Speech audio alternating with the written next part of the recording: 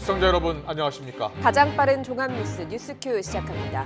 17일까지 이어지는 연휴를 앞두고 신규 확진자가 또다시 100명을 넘어섰습니다. 해외 유입이 아닌 지역 감염 확산에 따른 이 100명대 기록은 지난 4월 이후 넉 달 만입니다. 경기도 용인에서는 우리제일교회와 관련해서 60명의 추가 확진자가 나왔습니다. 정은경 본부장은 사회적 거리두기를 2단계로 상향 조정해야 할지 기로에 서 있다고 평가했습니다.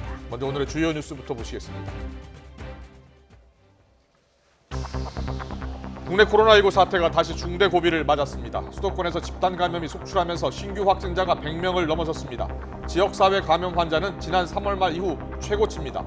방역당국은 전국적인 확산이 우려되는 절박한 상황이라고 밝혔습니다. 수도권 교회발 감염이 확산하고 있습니다. 용인 우리제일교회에서는 성가대를 중심으로 확진자가 속출하면서 관련 환자가 72명까지 늘어났습니다. 서울 사랑제일교회 관련 확진자도 19명으로 늘었습니다. 교인과 가족 수천 명을 대상으로 검사가 진행되고 있습니다. 경기도가 도내 모든 종교시설에 2주간 집합 제한 명령을 내리고 정규 예배를 제외한 대면 모임을 금지했습니다. 위반 시 엄중 대처하겠다고 경고했습니다. 서울시는 사랑제일교회를 폐쇄했습니다. 수도권을 중심으로 환자가 급속히 늘어나면서 정부가 사회적 거리두기를 다시 2단계로 상향하는 방안을 검토하기 시작했습니다. 2학기 등교 방식도 다시 논의할 예정입니다. 방역당국은 광복절 연휴 기간 철저한 방역수칙 준수를 당부했습니다. 장마 전선이 남하하면서 오늘부터 중부지방에 다시 장맛비가 내리기 시작했습니다. 수도권과 강원 영서에 내일까지 최고 300mm가 넘는 폭우가 쏟아질 것으로 보여 추가 피해가 우려되고 있습니다. 의과대학 정원 확대에 반대하는 의사협회가 오늘 오후 총파업에 들어갔습니다.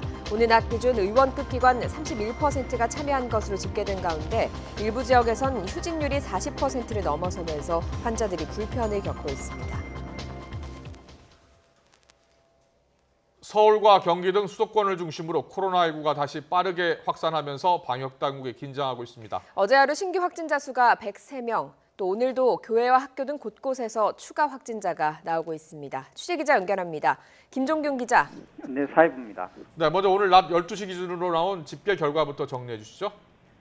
네, 먼저 교회 관련 추가 확진자입니다. 경기도 용인시 우리제일교회와 관련해 60명이 추가로 확진됐습니다. 교인 18명과 지인 2명으로 누적 확진자는 72명입니다. 또 서울 성북구 사랑제일교회의 접촉자 조사 중 14명이 추가로 확인됐습니다. 누적 확진자는 현재까지 19명입니다. 경기도 고양시 기쁨 153 교회와 관련해 격리 중이던 1명도 추가로 확진돼 누적 확진자는 24명이 됐습니다. 학교에서도 확진자가 잇따랐습니다. 경기도 용인시 죽전고와 대지고에서 1명이 추가됐고 부산 기계공고 접촉자 조사 결과 4명이 더 감염된 것으로 확인됐습니다. 또 부산 사하구 부경보건고 병설중학교와 관련해 격리 중인 1명이 추가 확진됐습니다. 이 밖에도 서울 롯데리아 종사자 모임 장소였던 광진구 능동에 있는 치킨뱅이를 이용한 4명이 추가 확진됐습니다.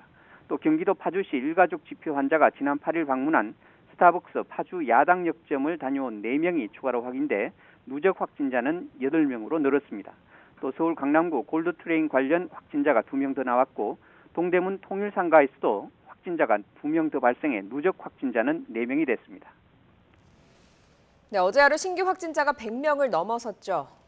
네, 그렇습니다. 어제 하루 신규 확진자는 103명입니다. 국내 발생은 85명으로 지난 3월 31일 이후 가장 많았고 해외 유입은 18명입니다.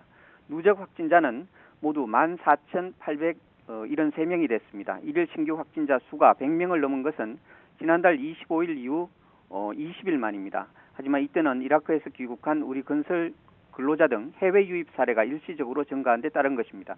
지금은 서울과 경기, 부산 등 지역에서 동시다발적으로 확진자가 발생하고 있어 국내 발생이 해외 유입보다 압도적으로 많습니다.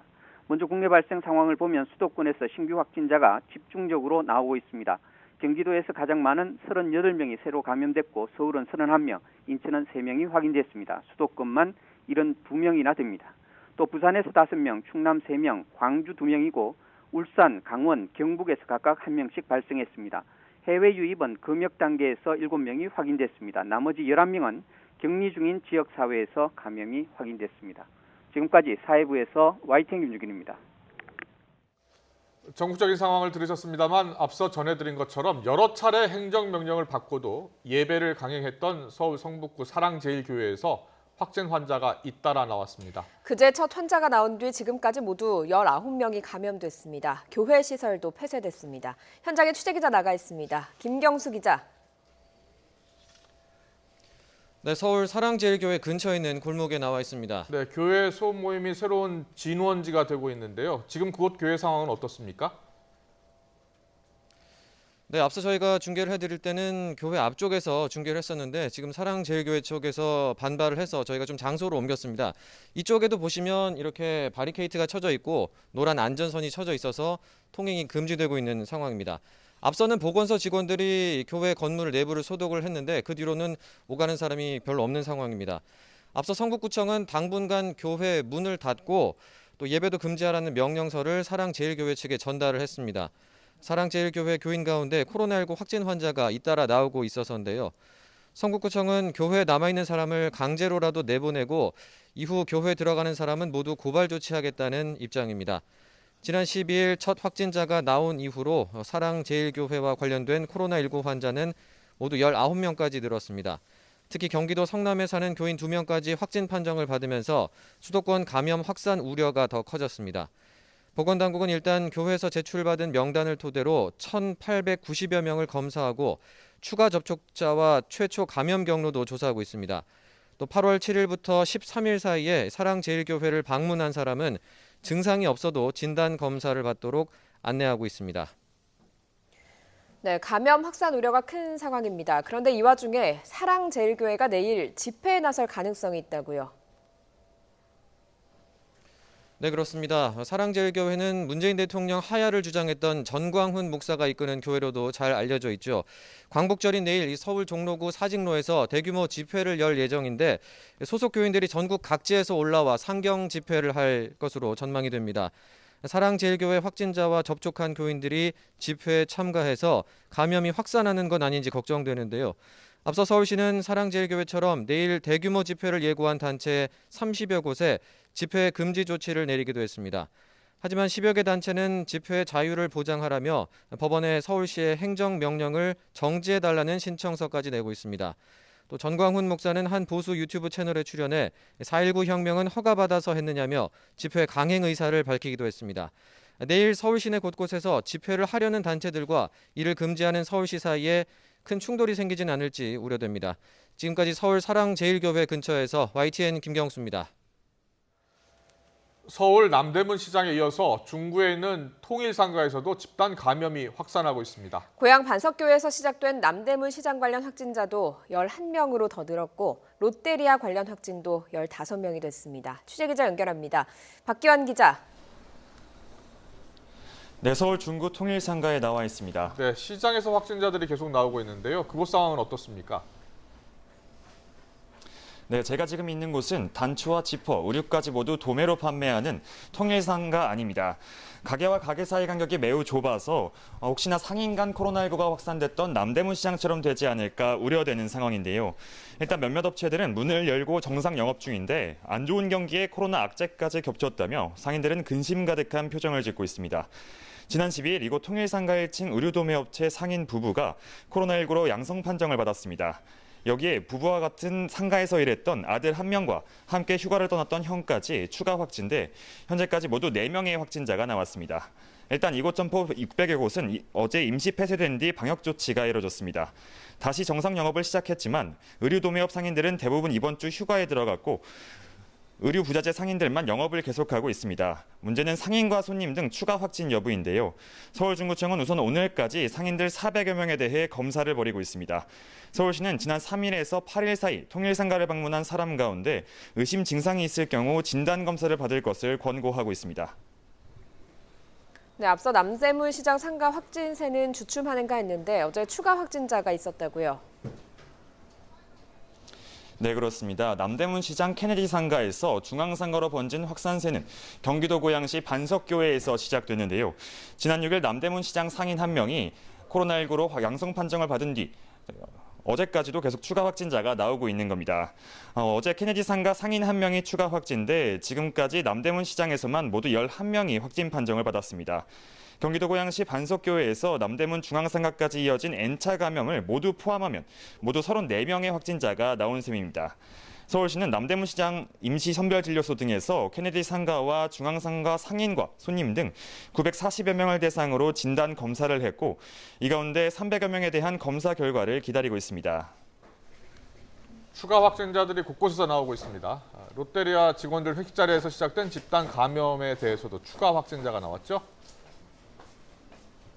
네, 그렇습니다. 롯데리아 직원 집단 감염과 관련해 어제 4명이 추가로 확진됐는데요. 이 때문에 관련 확진자가 모두 15명으로 늘었습니다. 다만 이번에는 롯데리아 직원 모임에 참석한 인원이 아닙니다. 회식 장소에 있었던 치킨뱅이 능동점에 같은 시간에 방문했던 다른 테이블 손님 3명이 우선 확진됐고 이들 가운데 1명의 부인까지 포함해 모두 4명이 추가된 겁니다. 역학조사 결과 확진된 롯데리아 직원과 접촉했던 136명, 또 다른 직원 87명 등에 대해서 진단검사가 실시되고 있습니다. 아직 절반가량 정도만 결과가 나온 상태라서 추가 확진이 이어질지는 조금 더 지켜봐야 할 것으로 보입니다. 우선 서울시는 확진자가 나온 롯데리아 매장을 방문했던 사람 가운데 증상이 나타날 경우 검사를 받아달라고 권고했습니다. 지금까지 서울 중구 통일상가에서 YTN 박규환입니다. 경기도 용인 우리제일교회 관련 확진자 급증 소식 앞서 전해드렸는데요. 72명까지 지금 늘어났습니다. 찬양을 하면서 마스크를 착용하지 않은 성가대가 감염의 중심 고리가 되고 있습니다. 경기도는 도내 모든 종교시설에 대해서 2주간 집합 제한 명령을 내렸습니다. 취재기자 연결합니다. 김학무 기자. 네, 김학무입니다. 네, 집합 제한 명령 2주간 진행되는 거죠? 네, 경기도가 도내 모든 종교시설에 대해서 집합 제한 행정명령을 내렸습니다. 이재명 경기도지사는 오늘 오후 긴급 기자회견을 열고 이 같은 내용의 코로나19 대응 방침을 밝혔습니다. 경기도 내 종교시설은 16,000여 곳에 달하는데요. 내일부터 2주 동안 이들 시설에서 정규 예배나 미사, 법회를 제외한 소모임이나 식사, 행사 등이 모두 금지됩니다. 찬송을 자제해야 하고 통성기도 등 큰 소리를 내는 것도 금지됩니다. 정규 예배나 미사, 법회 등을 진행할 때도 방역 수칙을 철저히 지켜야 하는데 우선 음식 제공이나 단체 식사가 금지되고 전자출입 명부를 설치해서 유증상자의 출입을 제한해야 합니다. 이를 지키지 않으면 300만 원 이하의 벌금에 처해지고 행정명령을 위반해서 확진자가 발생하면 모든 검사와 치료 비용 등을 구상 조치하게 됩니다. 앞서 경기도는 3월 17일부터 2주간 예방수칙을 지키지 않은 일부 교회에 대해서 밀접 집회 제한 행정명령을 내린 것을 시작으로 4월까지 교회 160곳에 대해 행정명령을 내렸었습니다. 하지만 지난달 24일 이 같은 행정명령이 해제된 이후 최근 고양과 김포, 용인 지역의 교회에서 코로나19 확진자가 급증하자 다시 행정명령을 내린 겁니다. 경기도는 이와 함께 PC방과 다방, 목욕탕, 학원 등에 대해서도 철저한 예방수칙 준수를 조건으로 하는 집합 제한 명령을 다시 내렸습니다. 물류시설과 콜센터, 장례식장, 결혼식장, 유흥주점, 코인노래 연습장 등은 별도 해제 시까지 방역수칙 준수를 권고 중입니다. 이재명 경기도지사는 이번 종교시설 집합 제한 행정명령이 종교 자유의 침해가 아닌 감염병으로부터 도민 안전을 지키기 위한 불가피한 조치라며 종교계에 협조를 부탁한다고 밝혔습니다. 지금까지 전국부에서 YTN 김학무입니다. 들으신 것처럼 코로나19 신규 확진자 103명으로 다시 급증한 가운데 지역 발생 확진자가 136일 만에 최다 85명으로 집계가 됐습니다. 수도권을 중심으로 교회, 학교, 시장 등 유동인구가 많은 곳에서 확진자가 늘고 있습니다. 특히 연휴를 앞두고 다시 상황이 심상치 않아지자 정세균 총리는 사회적 거리두기 상향 가능성을 거론하기도 했습니다. 질병관리본부 역학조사관을 지낸 신상엽 감염내과 전문의와 함께 코로나19 상황 짚어보겠습니다. 어서 오세요. 어서 오십시오. 안녕하세요. 연이틀 50명대를 넘어서 걱정이 됐었는데 갑자기 이렇게 100명대로 증가했습니다. 가장 큰 이유가 어디에 있을까요? 지금 기본적으로 이제 장마철이 되면서 많은 사람들이 이제 에어컨이 틀어져 있는 실내로 이제 많이 모이게 되고 이제 그런 소모임 가운데서 뭐 교회든 아니면 음식점이든 그 안에서 이제 마스크를 벗고 음식을 먹거나 이런 상황에서 이제 그 개별적인 이제 그 유행들이 곳곳에서 벌어지고 있는데 이게 이제 전파 경로를 확인할 수 없는 그런 유행들이 많아지면서 그게 이제 결국은 누적되고 이제 이런 숫자로 이제 늘어나게 되는 양상을 보이게 된 거죠. 예. 경각심도 조금 느슨해졌고요. 또 말씀하신 대로 감염 경로를 알 수 없는 그 깜깜이 환자 비율이 좀 높아지다 보니까 앞으로도 조금 더 확산할 수 있는 거 아닌가 이런 우려도 들거든요. 어떻습니까? 이제 결국 방역 당국에서 가장 이제 신경을 쓰고 있는 거는 환자가 발생을 하더라도 방역 당국의 통제 안에 있는 사람들한테서 발생을 하면 어느 정도 안전성을 담보를 할 수가 있는데 지금의 유행 같은 경우는 이제 무증상 환자들이 여기저기 다니면서 유발한 그런 유행들의 첫 감염 경로를 확인하지 못하고 이제 개별적으로 이제 여러 사람들이 확인된 그 유행 상황들에서 이제 방역 당국이 그런 걸 인지하다 보니까 사실은 방역 당국에서 그 처음에 그 유발한 원인을 못 찾았기 때문에 결국 어느 정도의 노출된 상태, 그 진행한 상태에서 환자들과 이제 유행을 찾아내는 그런 상황들이 계속 반복이 되고 있어서 이런 부분들이 결국 이제 방역 당국에서 이제 못 찾아낸 환자들이 또 다른 곳에 가서 감염을 일으키는 이런 누적된 이제 위험을 이제 만들게 되고 있는 거죠. 방역 당국은 지금 이 수도권 확산세가 지난 5월 이태원 클럽발 그 확산세만큼 아니면 그때보다 더 심각할 수 있다 이렇게 걱정하던데요. 지금 이제 이태원 클럽발 유행 같은 경우는 어느 정도 지역적으로 이제 유사한 부분들이 있었고 이제 그 방역 당국에서 미리 이제 결국 그 대상자들을 특정할 수는 없었지만 그런 사람들을 방문했던 사람들과 그 지역에 갔던 사람들을 이제 전부 다 검사를 하세요라는 이런 식의 어느 정도의 이제 그 적극적인 노력들을 펼 수 있는 부분들이 있었던 반면에 지금은 여러 교회와 뭐 이런 음식점들이 너무나 산재되어 있기 때문에 그런 것들을 갖다 전부 다 찾아내가지고 이제 검사를 하게 됐을 때 어느 정도 찾아낼 수는 있겠지만 시간이 늦어질 수밖에 없고 이제 그런 확진자들을 찾아내는 시간이 늦어지다 보면은 그 과정에서 이제 다른 전파들이 유행이 되는 그런 것들이 반복이 되는 양상들이 벌어지면서 이제 그 과거 이태원발 유행보다는 좀 더 관리하기가 까다로워지고 그런 과정에서 누락될 가능성이 높아지는 그런 위험성을 갖고 있는 부분들이 지금 문제가 되고 있습니다. 네, 지금 화면에 그래픽이 나가고 있는데요. 코로나19 확진자 현황입니다. 지난 2월 20일 확진자가 100명 처음으로 넘었고요. 대구에서 급속도로 확산하면서 이제 하루 900명을 넘기도 했잖아요. 그때 신천지발로 대규모 감염이 있었습니다. 그 이후로 이제 5월에 이태원 중심 감염이 확산하면서 좀 잦아들다가요. 최근에는 뭐 한 명대 뭐 이렇게 떨어지기도 하지 않았습니까? 그래서 완전히 안전을 찾는 것 아닌가라는 생각을 했었는데 다시 확진자가 늘기 시작해서 지금 보시는 것처럼 103명이 이번에 감염이 신규 확진자로 나왔습니다. 자, 최근 이 수도권을 중심으로 이렇게 빠르게 확산하고 있는데 거기에는요, 교회 소모임 관련 확진자들이 많더라고요. 지금 뭐 결국 이제 그 코로나19는 특징적으로 이제 지금 경험해왔듯이 밀폐된 공간에 내서 밀집한 그런 상황에서 오랜 시간 노출됐을 때 특히 마스크를 벗고 노래를 부르거나 같이 밥을 먹거나 이런 환경에서 이제 대규모의 환자 발생들이 나타나고 있는데 사실 이제 교회 내 소모임이 이제 그런 요건들을 대부분 다 충족하는 그런 위험 요소들을 가지고 있기 때문에 실제로 그런 이제 모임이나 아니면 또 식사나 그런 것들이 이루어지는 음식점 또 뭐 캠핑장 뭐 이런 곳들을 중심으로 한 그런 유행들이 계속 나타날 수밖에는 없고요. 근데 이제 과거에는 뭐 어떤 이태원 클럽 무슨 뭐 이제 물류센터 같은 이런 큰 대상자들에서 대규모 발생이 있었다면 지금은 소규모의 유행들이 합쳐져서 그 대규모 유행만큼의 그런 양상이 나타난 거기 때문에 사실은 훨씬 더 이제 관리하기가 까다로운 부분들이 있습니다.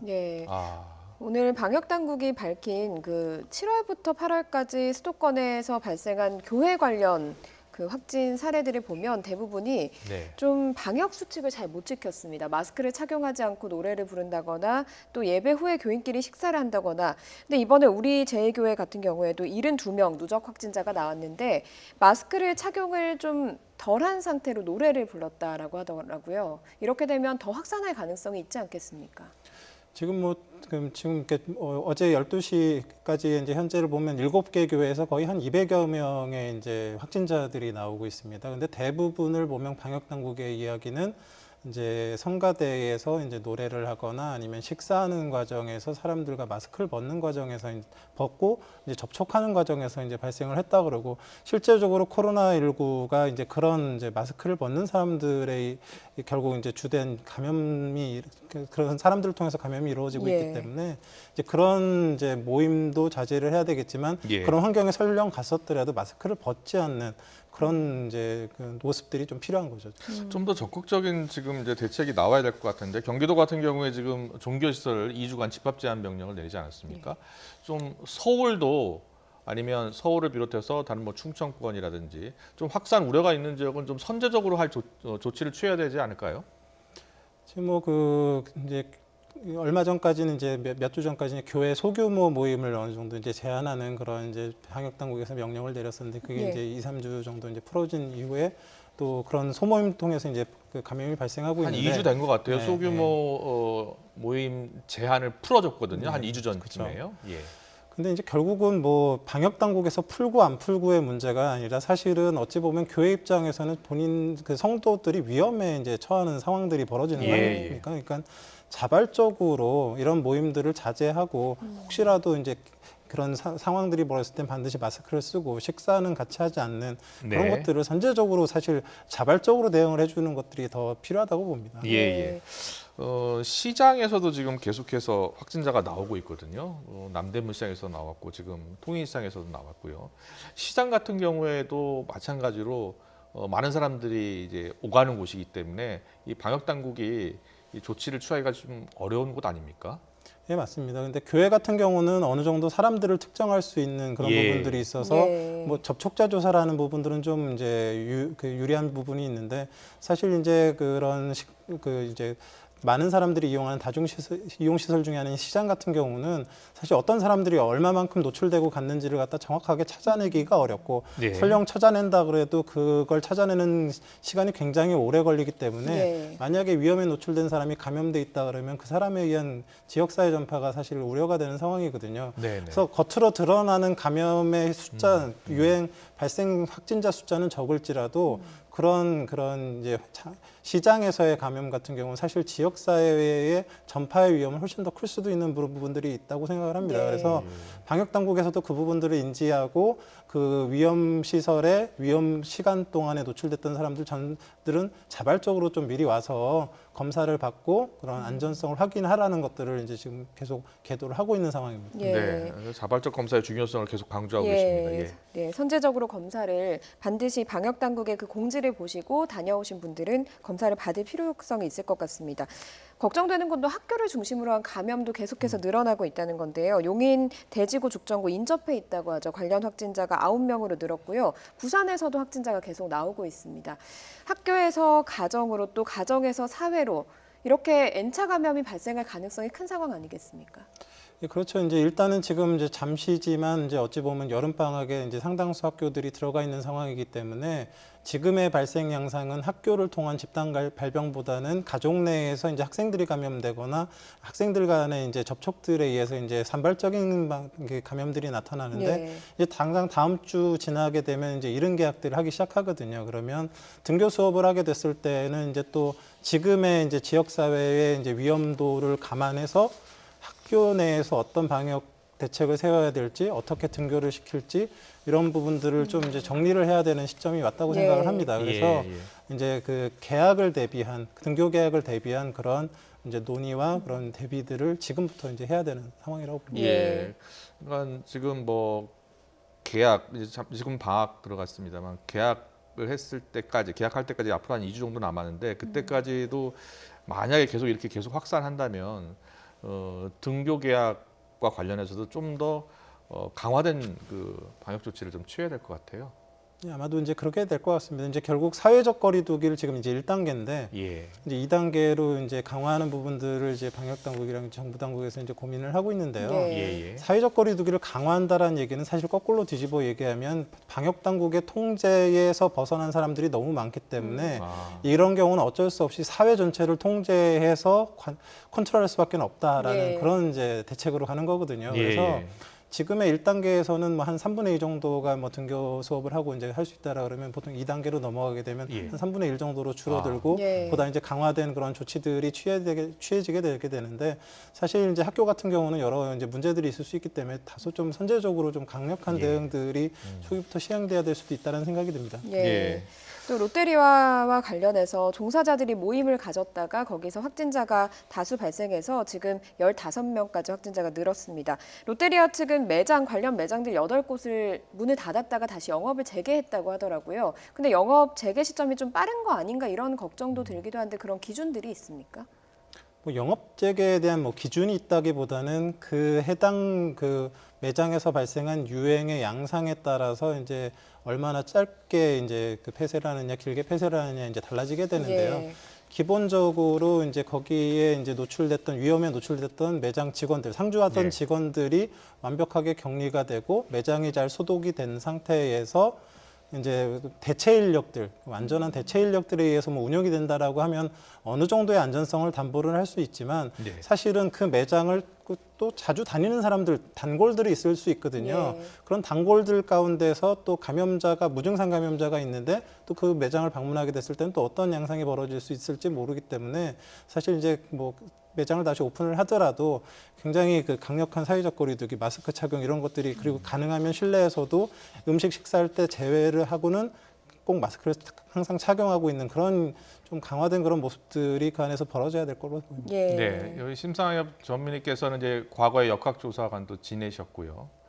오늘 정은경 본부장이 아무래도 이 사회적 거리두기를 좀 더 강화하는 2단계로 강화하는 조치를 좀 검토해야 될 시기가 아니냐. 이렇게 아주 중대 고비를 지금 맞고 있다라고 이제 이야기를 하셨는데 지금 최근 발생 상황을 보면 이제 교회를 중심으로 확진자들이 나오고 있고 학교 그리고 지금 뭐 롯데리아 같은 네. 이런 음식점 이게 지금 발생 상황을 보면 곳곳에서 지금 발생을 하고 있어요. 그리고 이제 추가 확진자가 계속 나오고 깜깜이 환자 비율이 지금 원래는 과거에 방역 당국에서는 5% 감염 경로 비율을 5% 미만 그리고 일일 신규 환자 50명 미만을 사회적 거리두기 1단계 기준으로 정했잖아요. 근데 지금 다 이게 넘어섰어요.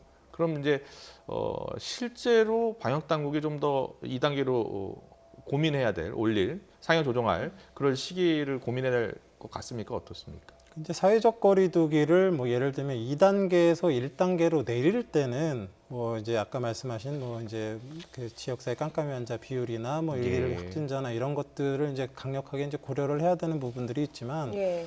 강화하는 부분에 있어서는요. 지금 강화된 상황, 강화해야 되는 상황이라는 얘기는 지역사회 유행이 진행을 하고 있는데 그 진행되고 있는 양상이 얼만큼 위험한지를 갖다 우리가 정확하게 판단을 할 수가 없습니다. 예. 그래서 강화를 할 때는 어떤 사안이 그 2단계 정도의 사안으로 위험성을 내포하고 있다라는 그런 위험성만 가지고도 상향을 할 수가 있다라고 생각을 하거든요. 예. 그래서 근데 실제적으로 지금 이제 방역 당국에서 이제 그 감염 재생산 지수를 갖다 이제 계속 이제 실시간으로 예, 계산을 예. 하고 있습니다. 근데 지난주 같은 경우는 한 0.8 정도, 그러니까 한 명이 0.8명 정도 감염시키는, 그러니까 한 명 아래로 내려온 1 미만인 경우는 유행이 이제 진행되기가 예. 어려운데 사실 이번 주 같은 경우는 지금 아까 뭐 방역당국 발표를 보면 1.31 정도.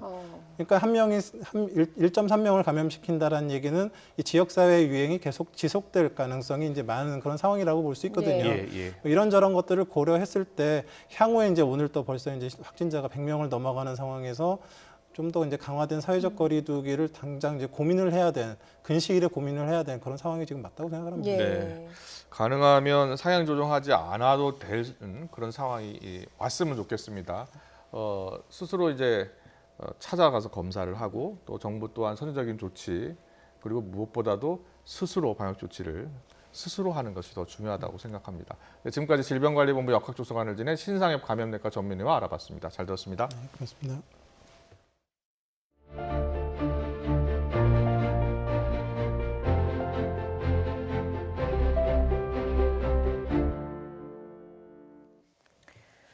네, 지금 수도권 대부분 지역엔 잔뜩 흐린 가운데 산발적인 비가 내리고 있습니다. 수도권과 충청 북부에서는 밤사이에 빗줄기가 굵어지면서 돌풍을 동반한 강한 장맛비가 내릴 것으로 보여서 주의가 필요합니다. 중계체 연결해서 알아봅니다. 박현실 캐스터.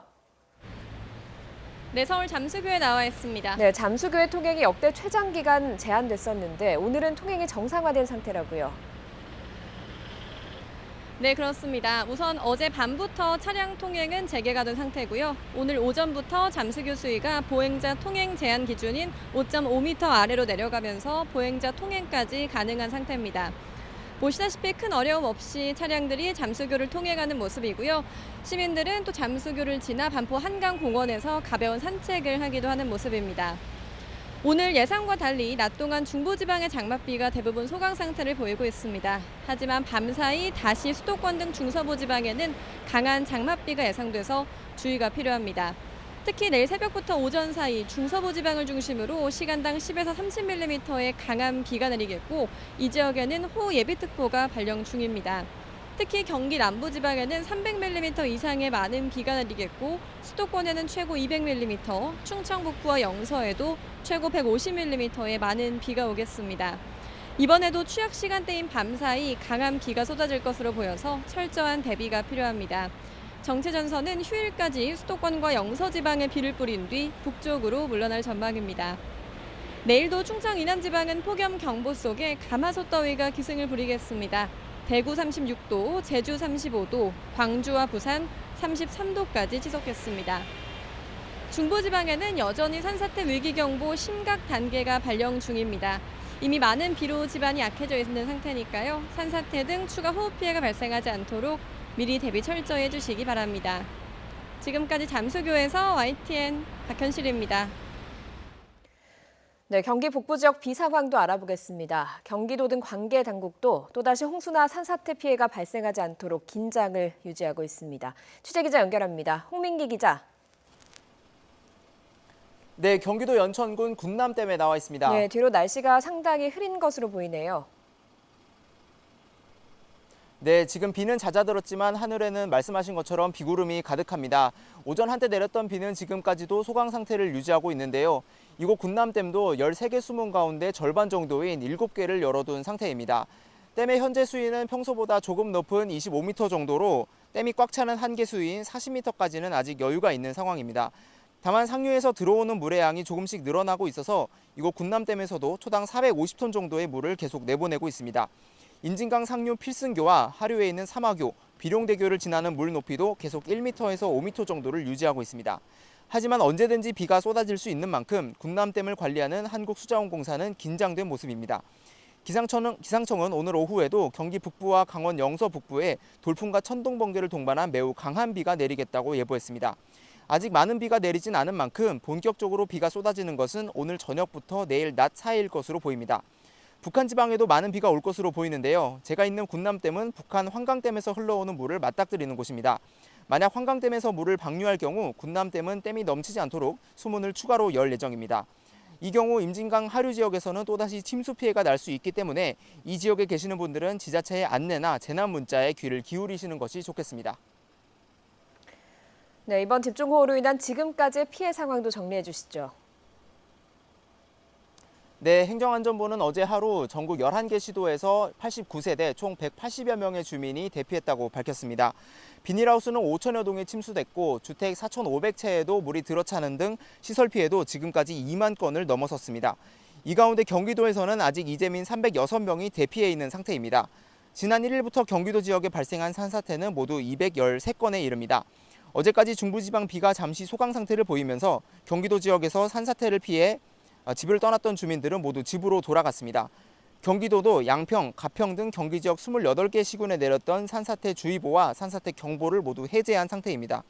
하지만 오늘과 주말 사이 많은 비가 내리는 만큼 경기도는 산사태 위험 지역이 확인되면 즉시 주민들을 대피시킬 예정이라고 말했습니다. 산림청도 산사태 위기경보 심각 단계를 계속 유지하고 있습니다. 산지에 거주하는 분들은 만일에 대비해 산림청 산사태 정보 시스템을 통해 자신이 사는 지역의 위험 등급을 계속 확인하시는 것이 좋겠습니다. 지금까지 경기도 연천군 군남댐에서 YTN 홍민기입니다. 올여름은 더위보다는 비의 여름입니다. 강수일수가 역대 1위, 강수량도 역대 2위를 기록했습니다. 특히 관측 사상 처음으로 6월 기온이 7월보다 높았습니다. 정혜은 기자입니다. 역대 처음으로 50일을 넘어 진행 중인 올여름 장마. 6월 24일부터 시작된 장마는 7월부터 연일 게릴라 호우를 동반하며 8월까지 이어졌습니다. 그치지 않고 계속된 장맛비와 기록적인 폭우는 강수 일수와 강수량에 그대로 반영됐습니다.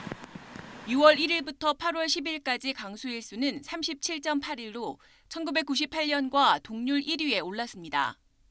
같은 기간 비는 879mm가 내려 2011년에 942.2mm에 이어 2위를 기록했습니다. 평년보다 무려 300mm 가까이 더 내린 겁니다. 과거 장마철에 적은 양의 비가 자주 내렸다면 기후변화로 인한 북극의 이상기후 영향이 큰 올해는 장마철에 폭우가 자주 내리는 형태로 나타났습니다. 사상 처음으로 7월 기온이 6월 기온보다 낮은 기온 역전 현상도 나타났습니다. 올해 6월 평균 기온은 22.8도, 하지만 7월 기온은 22.7도에 그쳤습니다. 6월이 때이른 더위로 역대 가장 더웠던 반면 7월은 장마로 상대적으로 선선했기 때문입니다.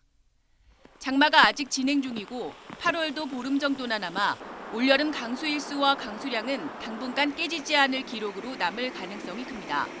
YTN 정혜윤입니다. 정부의 의대 정원 확대 등 4대 의료정책 철회를 요구하면서 의료계가 오늘 하루 집단 휴진에 들어갔습니다. 전국 의원급 의료기관 10곳 가운데 3곳 정도가 휴진 신고를 한 것으로 파악이 됐는데 특히 부산에서는 절반에 가까운 의원들이 휴진에 들어가서 환자들이 불편을 겪고 있습니다. 취재기자 연결합니다. 차상은 기자. 네, 부산 대동병원에 나와 있습니다. 네, 의원들이 휴진을 하면 환자들은 불편을 겪을 수밖에 없는데요. 자, 현재 상황은 어떻습니까? 네, 제가 나와 있는 병원은 400병상 규모의 종합병원인데 오늘 진료는 정상적으로 이루어졌습니다. 하지만 근처에 있는 의원들이 오늘 집단 휴진에 들어가면서 이 병원을 찾는 환자들의 수는 평소보다 늘었습니다. 병원 측은 일주일 전인 지난주 금요일과 비교하면 전체 환자 수가 15%가량 늘었다고 전했습니다.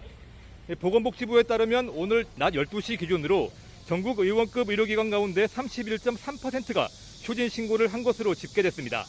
동네 의원 10곳 가운데 3곳입니다. 특히 부산에서는 절반에 가까운 의원들이 휴진에 동참한 것으로 파악됐습니다. 부산 지역 의원 2,390여 곳 가운데 43%인 1,040곳이 오늘 휴진한다고 각 시군보건소에 신고했습니다. 한꺼번에 많은 의원이 오늘 하루 문을 닫으면서 환자들은 불편을 겪고 있습니다. 휴진에 동참하지 않고 문을 연 의원이나 병원의 진료 대기 시간은 대체로 평소보다 길어졌습니다. 부산시는 비상진료대책 상황실을 가동하고 홈페이지와 부산시 콜센터 120을 통해 시민들에게 문을 여는 의료기관을 안내하고 있습니다.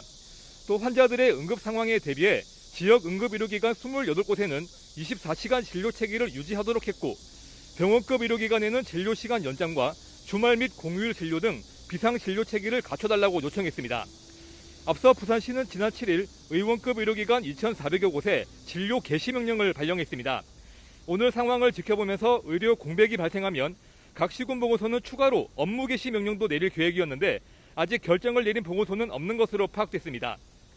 휴진에 동참한 부산 지역 의원과 전공의들은 오늘 부산시청 앞에서 집회를 열고 정부의 의료 정책에 반발하고 있어 갈등은 계속되고 있습니다. 지금까지 부산 대동병원 앞에서 YTN 차상입니다.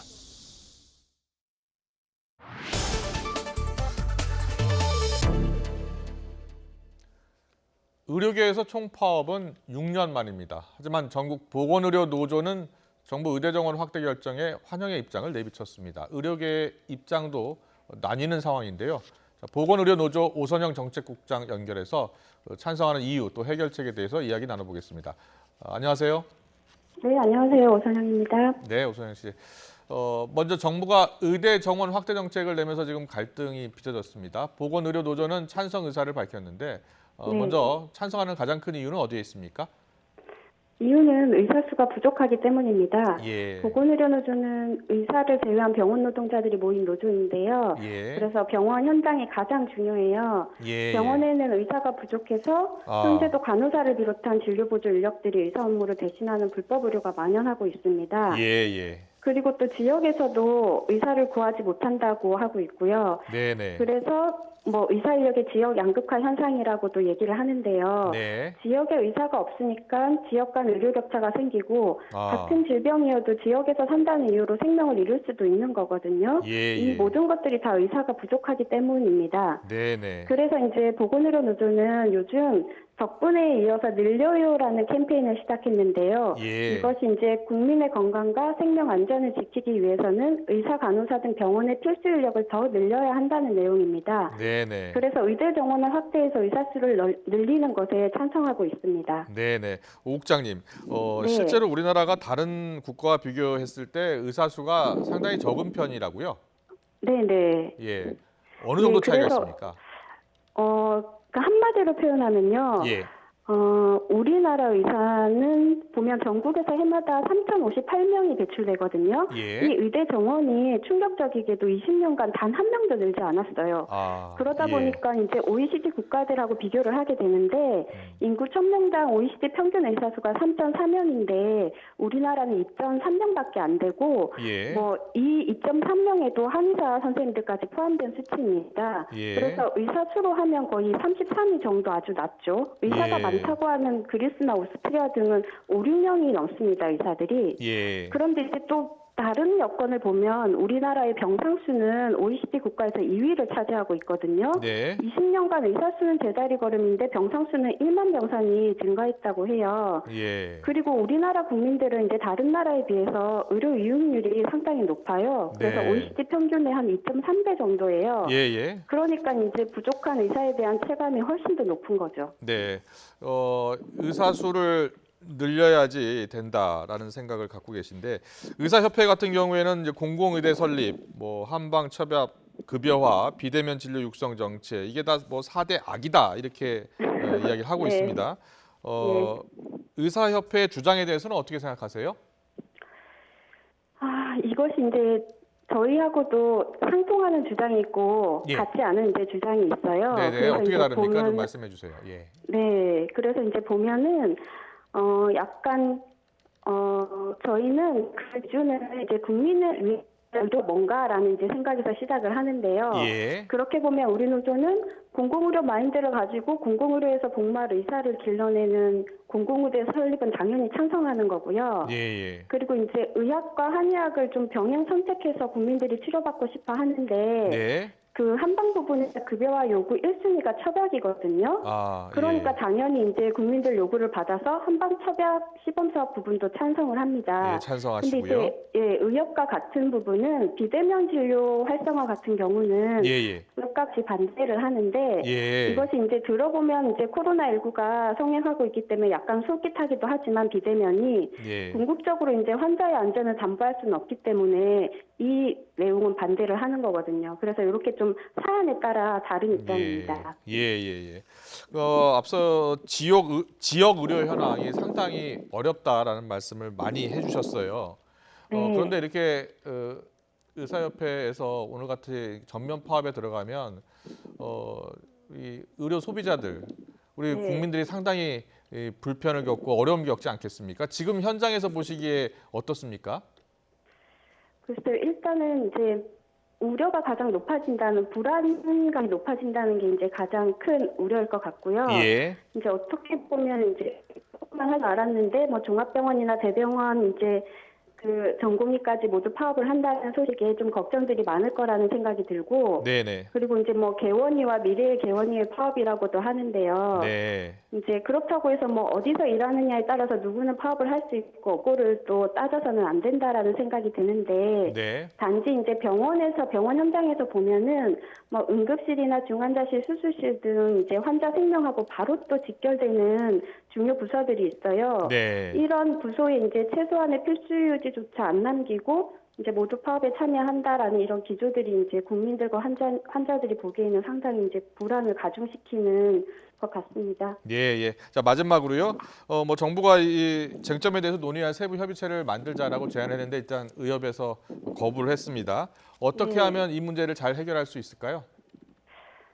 근데 이제 협의체라고 하는 게 예. 어떤 거든지 다 대화를 해서 뭐를 예. 해보자라는 거잖아요. 예, 맞습니다. 그래서 저는 대화에는 참여를 해야 된다라는 거고, 예, 그래서 이 안에서 사실은 의협이 공공의료 강화 요구나 아니면 네. 지역의료 격차 해소 요구나 네. 뭐 따라서 지역의사가 적정하게 배치되는 방안이나 이런 것들을 논의를 해야 된다는 생각이에요. 예. 근데 이제 의료의 문제가 사실 정부와의 문제. 예. 가능하다라고 하면은 의사만 하는 게 아니라 이제 보건의료 인력병합에 있는 보건의료 심의위원회라는 게 있는데 여기 예. 각 직종의 병원 노동자들이 다 참여하는 공식 기구가 있는데 뭐 이런 것들을 가동해서라도 좀 사회적인 대화, 큰 협의체의 논의를 가면은 좋을 것 같습니다. 네, 알겠습니다. 오 국장님. 전화 연결 상태가 마지막에 좀 고르지 못했는데요. 시청자 여러분들의 양해 부탁드리겠습니다. 의료계 파업과 관련해서 보건의료노조 오성영 정책국장과 이야기 나눠봤습니다. 오늘 말씀 잘 들었습니다. 고맙습니다. 네, 감사합니다.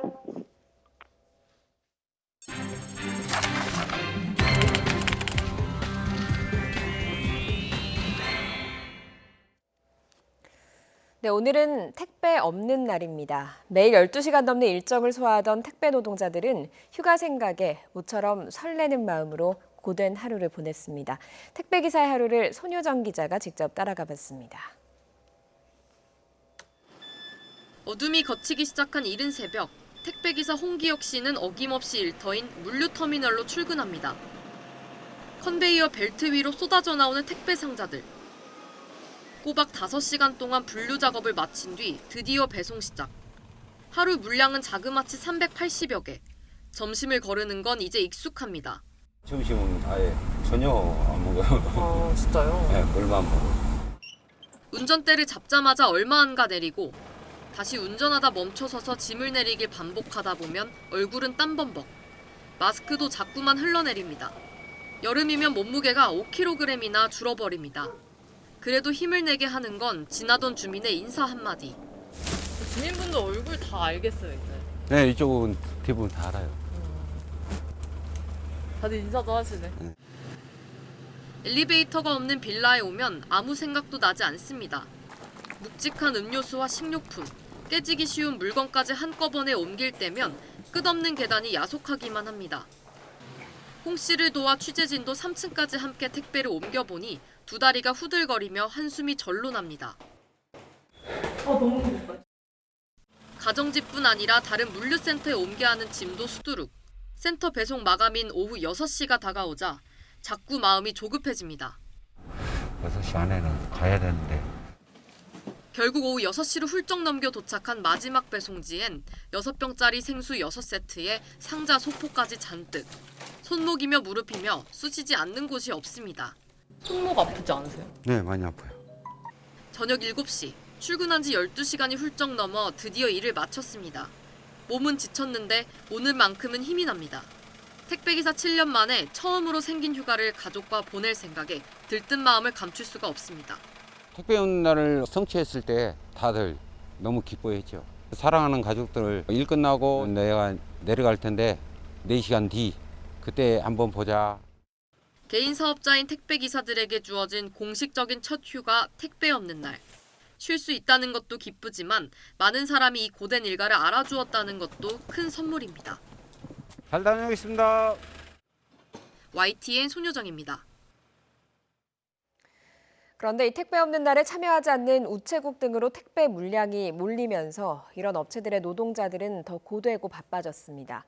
이 택배 없는 날 단 하루가 대책이 될 수 없는 만큼 택배 노동자들의 노동 환경을 근본적으로 짚어봐야 한다는 목소리가 높습니다. 허성준 기자입니다. 이른 아침부터 집배원들이 분주히 움직입니다. 도착한 택배들을 지역별로 분류하고 전산에 입력하다 보면 배달을 시작하기도 전에 구슬땀이 맺힙니다. 우편물에 택배 상자까지 들고 좁은 골목길을 누빕니다. 여기 계십니까? 예, 지금 이제 바로 방문하겠습니다. 바로 올라갈게요. 택배 없는 날을 맞아 우체국 위탁 배달원들이 모두 쉬는 상황.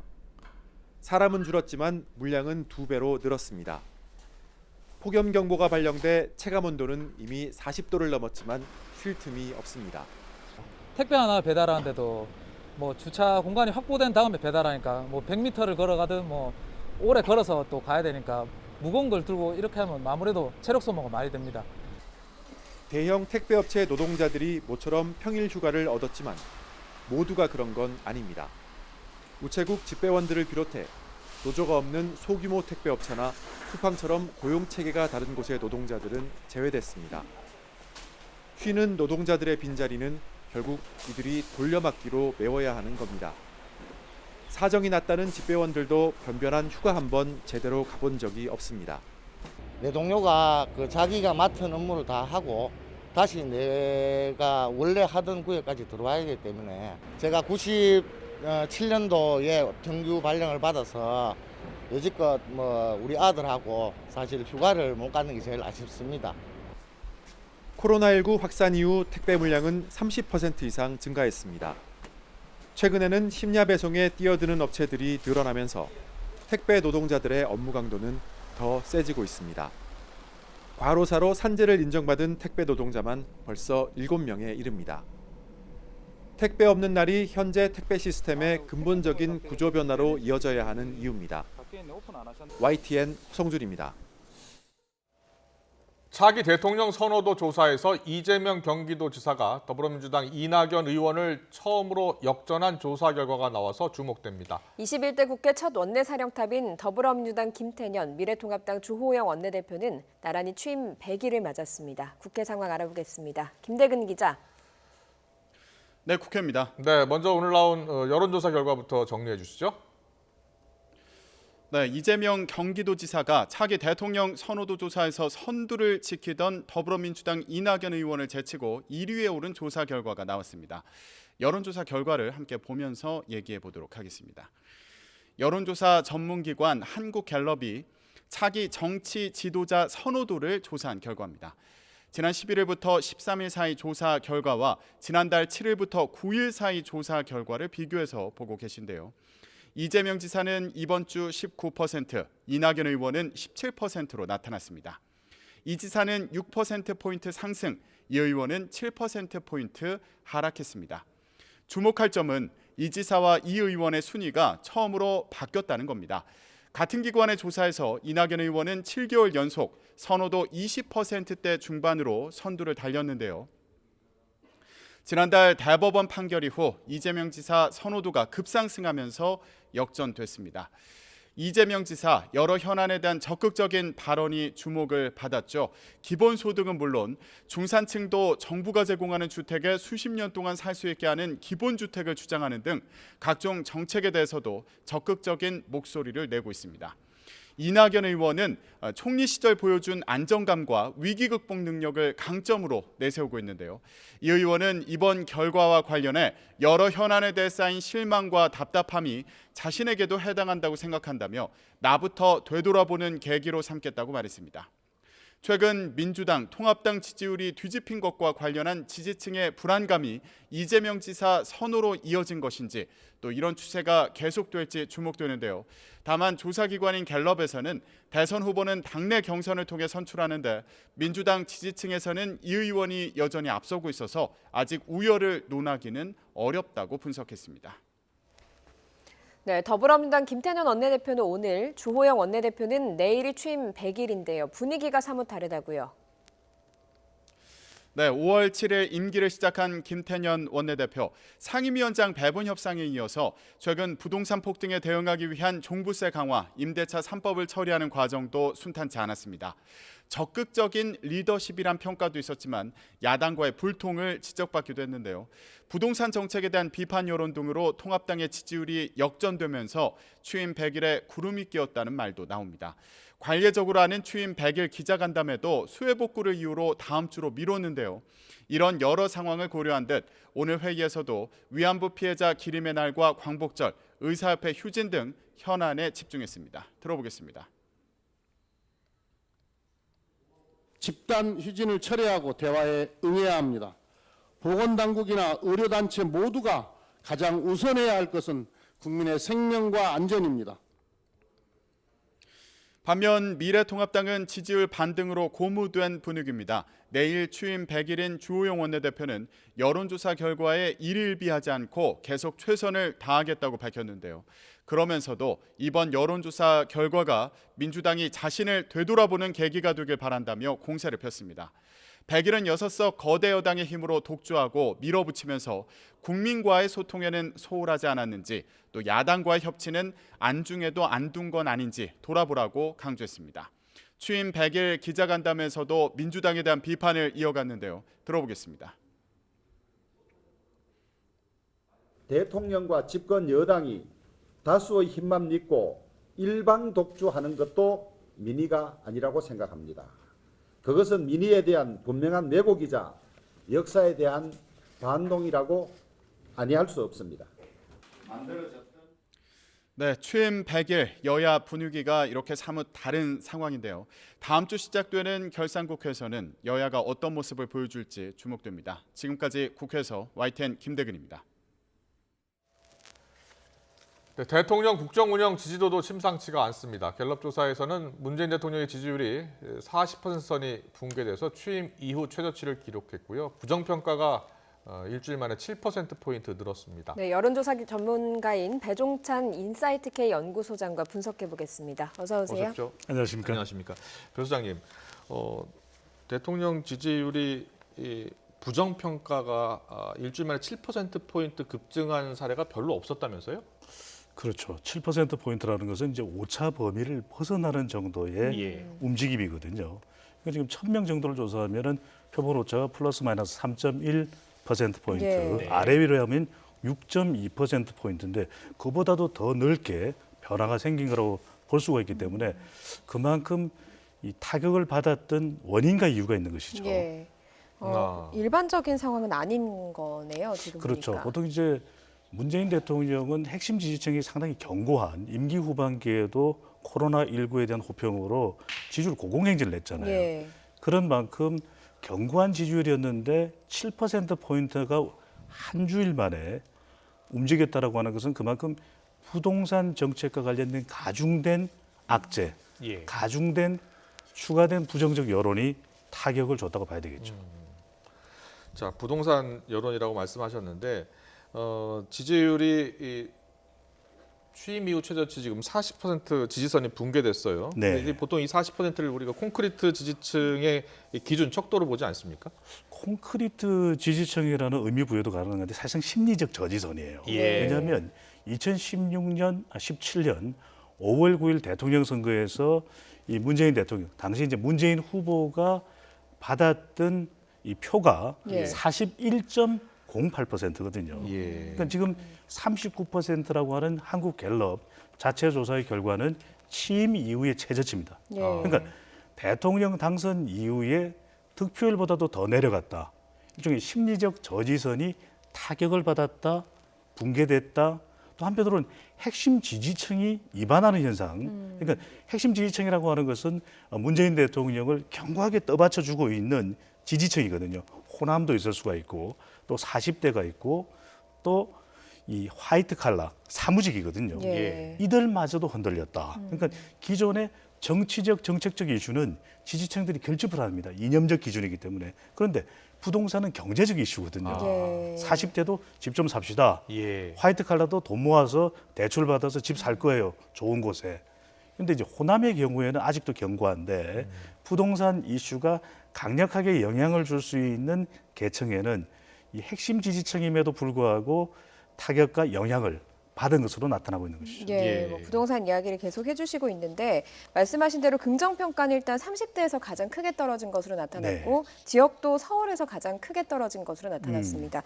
그러면 이건 여권에서도 좀 심각하게 받아들여야 되는 것 아닌가 이런 생각이 들기도 하거든요. 어떻습니까? 그런데 이제 이렇게 지지율이 더 하락하고 대통령 지지율뿐만 아니라 정당 지지율도 더불어민주당 지지율 하락하는 양상으로 나타나고 있거든요. 대통령 지지율이 낮아지면 하락하면은 더불어민주당도 연동해서 내려가는 현상으로 나타나고 있습니다. 그런데 이제 큰 이유 중에 하나가 특히 이제 지역적으로는 서울입니다. 서울이 가장 규제 대상 지역이 되다 보니까 아니 우리가 무슨 잘못을 했길래라고 하는 반발 여론이 생겨나게 되는 것이죠.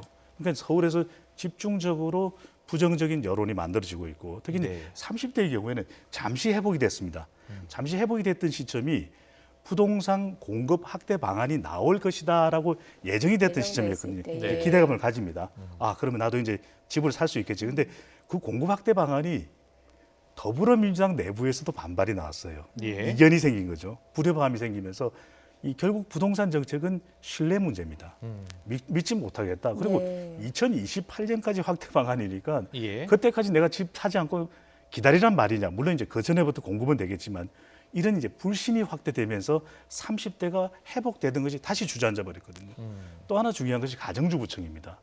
이제 재산세가 우리 7월과 또 9월에 내야 되고 또 내년에는 이제 공시지가가 올라가는 것이거든요. 이렇게 돼버리면 이 가계 비용을 주로 이제 관리하게 되는 가정주부층 입장에서는 세금이 왜 이렇게 올라가? 세금 문제가 되면서 또 부정적인 여론이 더 확대된 것이죠. 그렇다면 이런 그 여론 악화를 이제 또 돌파를 해야 되는 상황 아니겠습니까? 근데 지금 부동산 문제가 딱 걸려 있는데 부동산 문제 여당 입장에서는 임차인을 보호하는 입법도 했고요. 그래서 가능하면 어려운 사람들을 위한 정책을 내놓은 거거든요.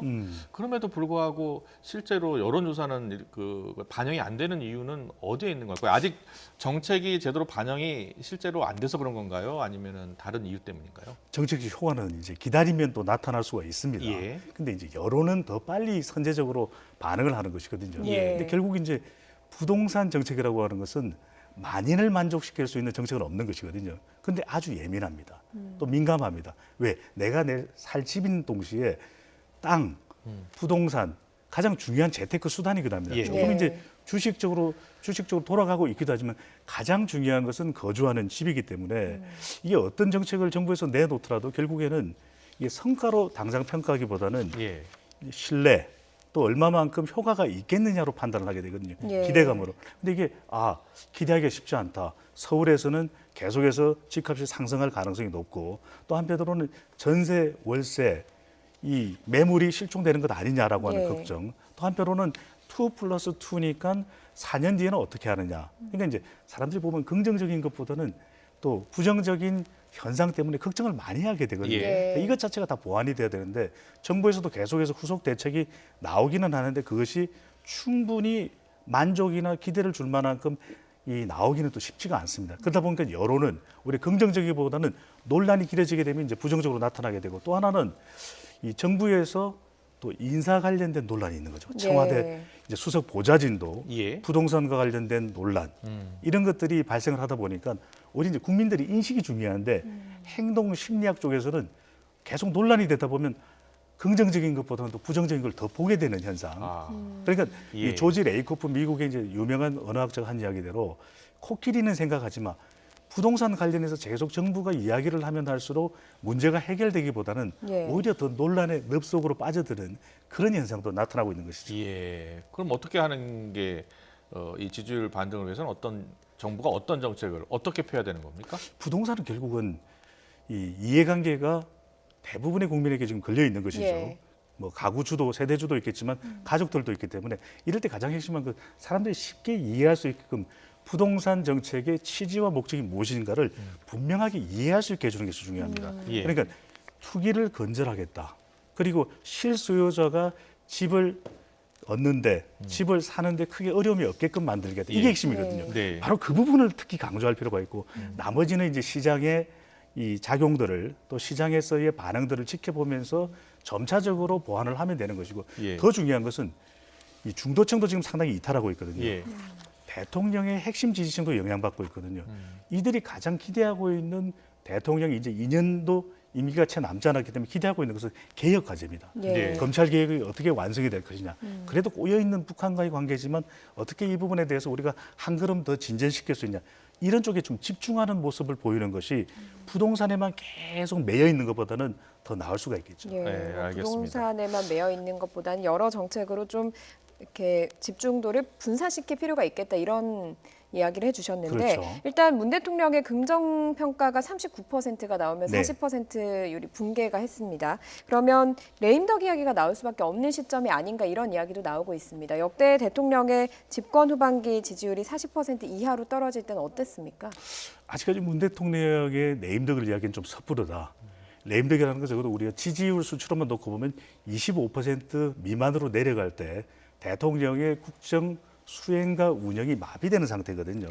사실상 국정 운영이 힘들어지는 상태인데 그렇게 보기에는 지금 여당의 이 국회 의석수도 더 많죠. 다수당이죠. 그러다 보니까 튼튼한 지지 기반이 여전히 있습니다. 그래서 아직 레임덕이라고 이야기하기 힘들고 대통령의 지지율이 내려오긴 했지만 임기 4년 차에 접어든 문재인 대통령, 역대 대통령과 비교를 해보면 노무현 전 대통령도 이맘때 한 20%대의 지지율이었거든요. 박근혜 전 대통령도 한 30% 초반 정도의 한국갤럽 기준으로 보면은 지지율이기 때문에 역대 대통령과 비교하더라도 대통령의 핵심 지지층은 아직까지는 견고하다. 하지만 이제 부정평가가 부동산 정책을 통해서도 더 높아지고 있는 만큼 얼마만큼이나 중도층을 좀 회복할 수 있는 대통령의 정책이 나오는지가 참 중요한 또 변수가 될 것으로 보입니다. 네. 반면에 이제 통합당은 요즘 표정 관리에 좀 들어간 것 같아요, 소장님. 네. 최근에 보니까 지지율도 일부 조사에서는 민주당을 앞선 것으로 나타나기도 하고요. 네. 근데 통합당의 지지율이 이렇게 오른 것은 어떻게 보십니까? 이게 반사 효과라고 봐야 되는 겁니까? 크게는 반사이기라고 봐야 되겠죠. 자생적으로 또 자발적으로 지지율이 올라갔다면 그것은 분명히 내부의 이유가 있을 것입니다. 그래도 요즘에는 좀 헛발질 또는 뭐 막말, 부정적인 사건 사고가 발생하지 않는다라는 것은 이른바 일각에서는 가만히 전략, 가만히 크게 문제가 될 만한 시도를 안 하기 때문에 이 미래통합당의 지지율이 상승한다고도 이야기하는데 물론 그런 효과가 전혀 없는 건 아닐 거예요. 이른바 이제 그런 일각에서 이야기하고 있는 가만히 전략처럼 지지율을 조금 더 끌어들일 수 있는 이른바 쌍윤 효과라고 이야기를 하고 있죠. 뭐 윤희숙 의원의 발언, 또 윤석열 검찰총장으로 결집되는 미래통합당의 지지. 하지만 이보다 더 중요한 것은 반사작용이거든요. 왜냐하면 정부나 또 여당에서 부동산 정책의 혼선, 또 최근에 이제 이 독주하고 있는 여당에서 좀 협의가 없다 보니까 국민들은 대체적으로 이제 중도층도 그렇고 또 부동산 정책에 집중적인 타격을 받는 서울에서는 야당과 좀 협의를 하세요. 또 그리고 검찰 개혁과 관련해서 너무 인물 간의 충돌이 아니라 본연의 검찰 개혁의 목적에 맞는 그런 계획을 보여줬으면 하고 한다는 요구가 있을 수가 있는 것이거든요. 바로 이제 그런 모습을 보여주지 못하기 때문에 미래통합당의 지지율이 올라가는 것이 일종의 여당에 대한 경고의 의미가 있다고 봐야 되겠죠. 왜냐하면 여기서 이제 가장 중요한 것은 미래통합당이 자발적이라고 보기는 쉽지 않은 것은 최근에 조사 보면 그냥 미래통합당만 놓고서 야당으로서의 역할을 잘하고 있느냐라고 하는 그런 조사 결과도 있는데 그때 보면은 그렇게 호감도가 높지가 않아요. 그럼 아직까지는 자발적이라기보다는 여당과 비교를 했을 때의 반사이익을 얻고 있다라고 해석을 할 수가 있는 것이죠. 네. 그렇다면 통합당 입장에서는 이 지지율을 좀 더 끌고 가기 위해서는 어떻게 해야 되는 겁니까? 그냥 가만히 있으면 되는 겁니까? 모든 문제의 해결은 내부에 있는 겁니다. 그래서 지금 당의 이름을 바꾸고 있는 상황인데 대안이 필요합니다. 결과적으로는 경쟁하는 모습을 보고서 중도층이 움직일 수가 있는 것이거든요. 본격적으로. 그때는 이 여당과 비교됐을 때 여당에 대한 반발로 이 반사 이익을 얻는 것이 아니라 그렇다면은 이 부동산 정책도 그렇죠. 정강 정책을 지금 내놓긴 했습니다. 기본소득을 전면에 내세운 이유가 중도층으로 또 젊은 세대 쪽으로 외연을 확대하겠다는 의미거든요. 김종인 비대위원장이 정책의 맛을 알고 있죠. 왜냐하면 이 경제 민주화라고 하는 것을 통해서 주목을 많이 받았거든요. 그러니까 이제 이 기본소득을 전면에 내세우는 것도 일종의 정책의 맛의 효과를 좀 보겠다. 이제 중도 쪽으로, 그다음에 이제 젊은 세대 쪽으로. 근데 이런 것들이 이제 충분히 이제 설득력이 있고 더불어민주당, 이 정부 여당의 정책과 경쟁을 해야 될 것입니다. 그럴 때 충분한 대안이 될 수 있다.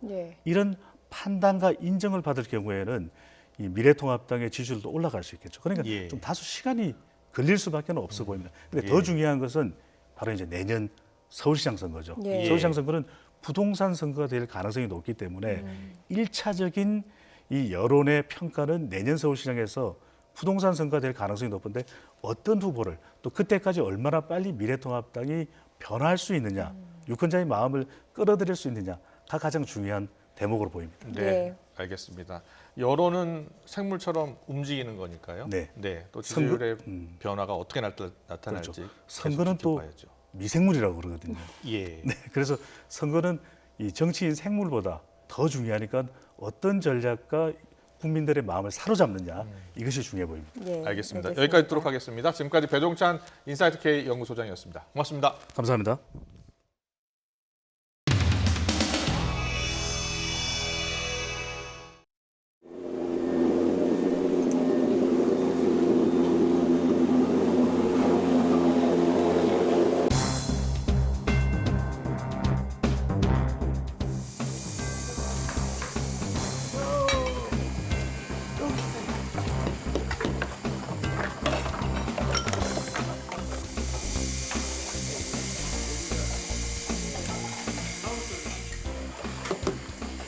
던지지 마라.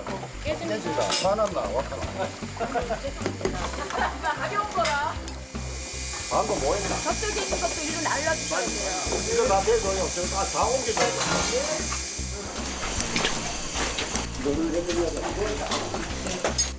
그 팟캐스트 같은 거 예. 저들은 또 이제 오신 덕분에 허리 한번 펼 시간을 또 가졌네. 어제 당정 회의를 통해서 재난 보호 금액을 100만 원에서 200만 원, 200만 원에서 400만 원, 뭐 또 사망 경우 얼마 올렸지만은 그것도 턱없이 부족하다고 생각합니다. 그것도 적어도 3, 4배 이상 올려야.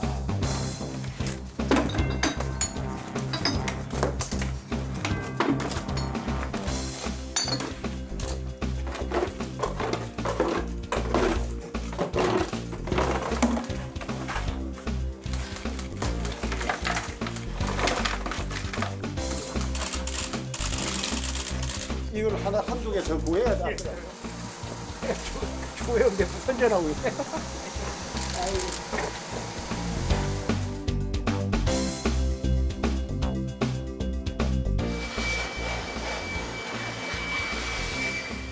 대표님께서 좀 저희 이길리 마을의 어려운 현안 사항들 해결될 수 있도록 정부 부처에 좀 조절해서 이렇게 도와주셨으면 합니다. 빨리 지급해주고 현실화시키도록 그러거든요. 이번에는 복구를 임시 복구하는 게 아니고 항구 복구하는 걸로 신경 좀 많이 써주세요. 그렇게 하려고 감사합니다.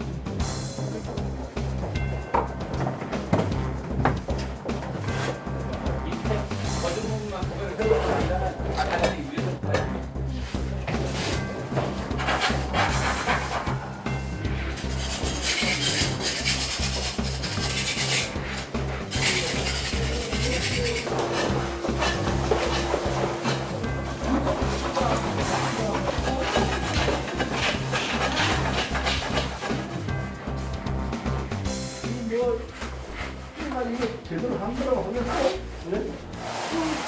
전문가가 와서 통합을 더 봐야겠어요.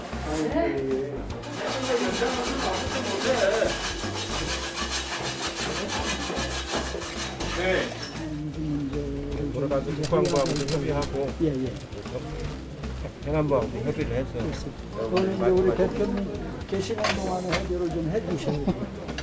대표님도 얼마 안 남으셨잖아요. 그 전에 그거 하나 해결해 주시고 나가시면 이쪽에 큰 보탬이 될거예요.